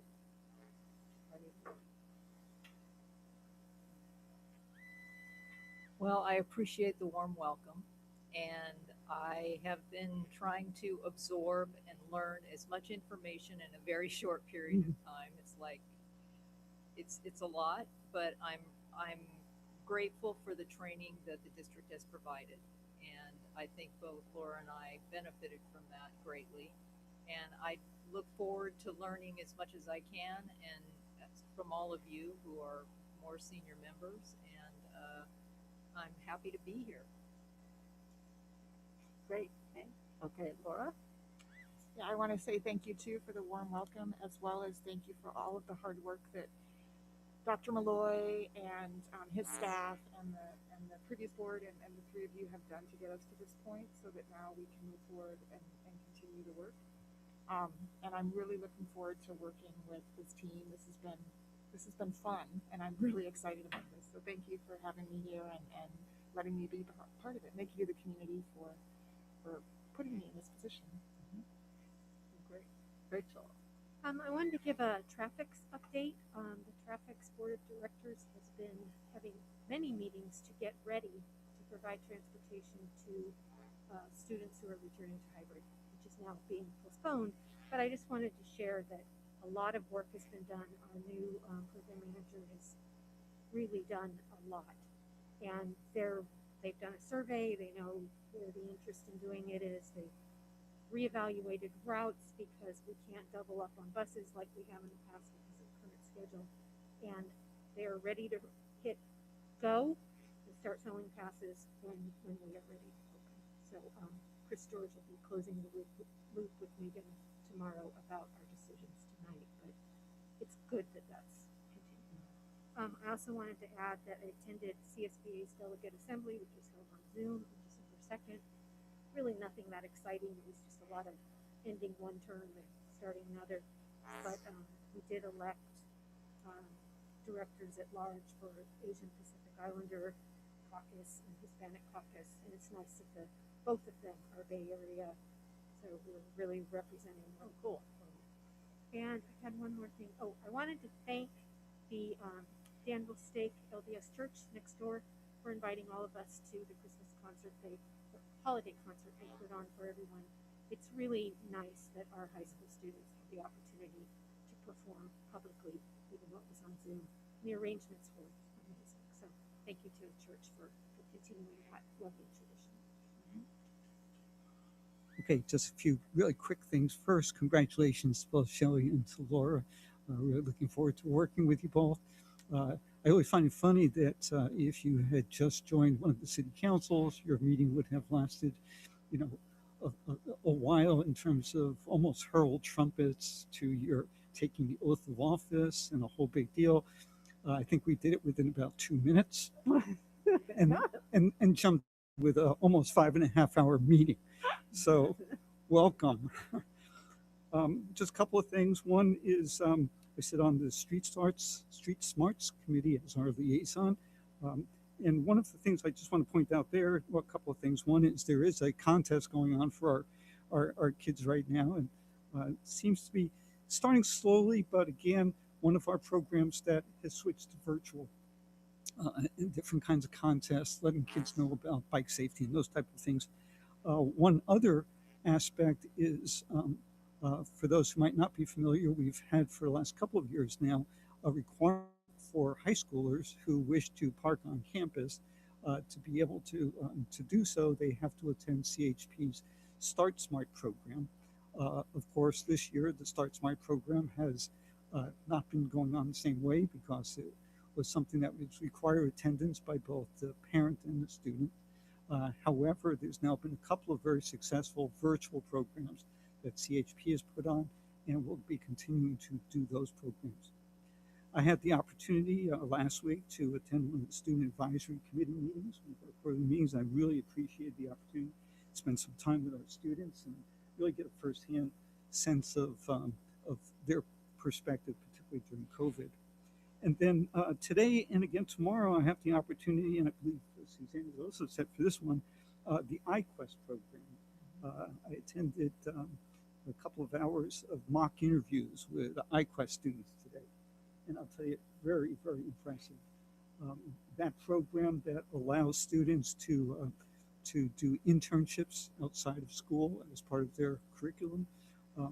But it's a very structured program. It's not just they head out, but they have a time back at school and everything else. And what I found interesting of the students that I was working with today, a couple of them were actually have positions working firsthand, one in a veterinary office, another one in a bike shop. But another one who's involved with photography has been working in more of a mentorship type of experience online. And so I appreciate the community members who are working with our students in these internship programs. And with the PLIs that we passed a couple of years ago, that opened up the opportunity for even more students outside of the structure of iQuest to also be taking advantage of these type of things. And I'm hopeful that even as we progress through COVID, that these kind of opportunities in the community will continue to exist. Because what I found from these students was that it was very, very additive to their education to have that hands-on experience. And I'm thinking particularly about the young gentleman who's working at a bike shop. He was interested because he's really into mountain biking, and here it's looking like more of a career for him, opening up his own shop at some point and really getting into, looking for mechanical engineering as a continued experience, but also getting into business because he does want to open up his own shop at some point. And so this is giving him really first-hand experience with it. So I enjoyed it probably more than the kids did. Hey, thanks. Yeah, no, I'm looking forward to that too. Tomorrow speaking, I think I get to interview 4 students, and yeah, I want to find out how they're doing, during COVID actually. And this is really, yeah, thank you to the community members who are providing this, these type of opportunities to our students, because I think that for our students, career, jobs, and things like that, it's very abstract, and they think they know what they want to do, and they don't know until they actually either talk to someone or actually been in that position to know whether or not they even like or not like something, right? Before they put 4+ years in college or other things, post high school. So I'm looking very forward to that. And no, attended the CSBA conference. Again, kind of a refresher course on certain things to serve, especially this year as president, to be more effective in my work for the community and to our students. And that's about it. So I'm going to toss it over to you. Thank you so much, President Ordway. And I'll just be very brief to say that this week we'll continue, as I mentioned in the presentation, to be pretty busy with the town halls tomorrow and working through, all the realities of tonight's decision. I do want to give a special shout out to our team who's here and who is online. One of the things you would know is that for everyone in our community, all of our students, all of our staff, our parents, you, this period since March has been intensely crazy. And our hope is that we will finalize the secondary schedules. And I've said to the team that they need to take some space over the break. So I'm mentioning that to you, and I'm also mentioning to that publicly, because if there is a little bit of a lapse in terms of the responses you might receive, it's because I basically said to the team, if we don't do that, it actually we won't be capable of doing the work we need to do in early 2021. So I wanted to offer that, just a simple message. And welcome to our 2 new trustees. I've had a couple of meetings with you already, and I've really appreciated the opportunity. And to our returning trustees, I've said it's a new board whenever there are new people, and we as an executive team can't wait to continue working with you. And in a special way, congratulations to Trustee Mintz, because even though he's going to have way more time for us on your retirement from your other work that you've done, I know that we're quite grateful, because that means that you'll be spending more time with us maybe. So thank you, everyone. Much appreciated. Okay, with that, I think we're adjourned. Everyone have a great holiday.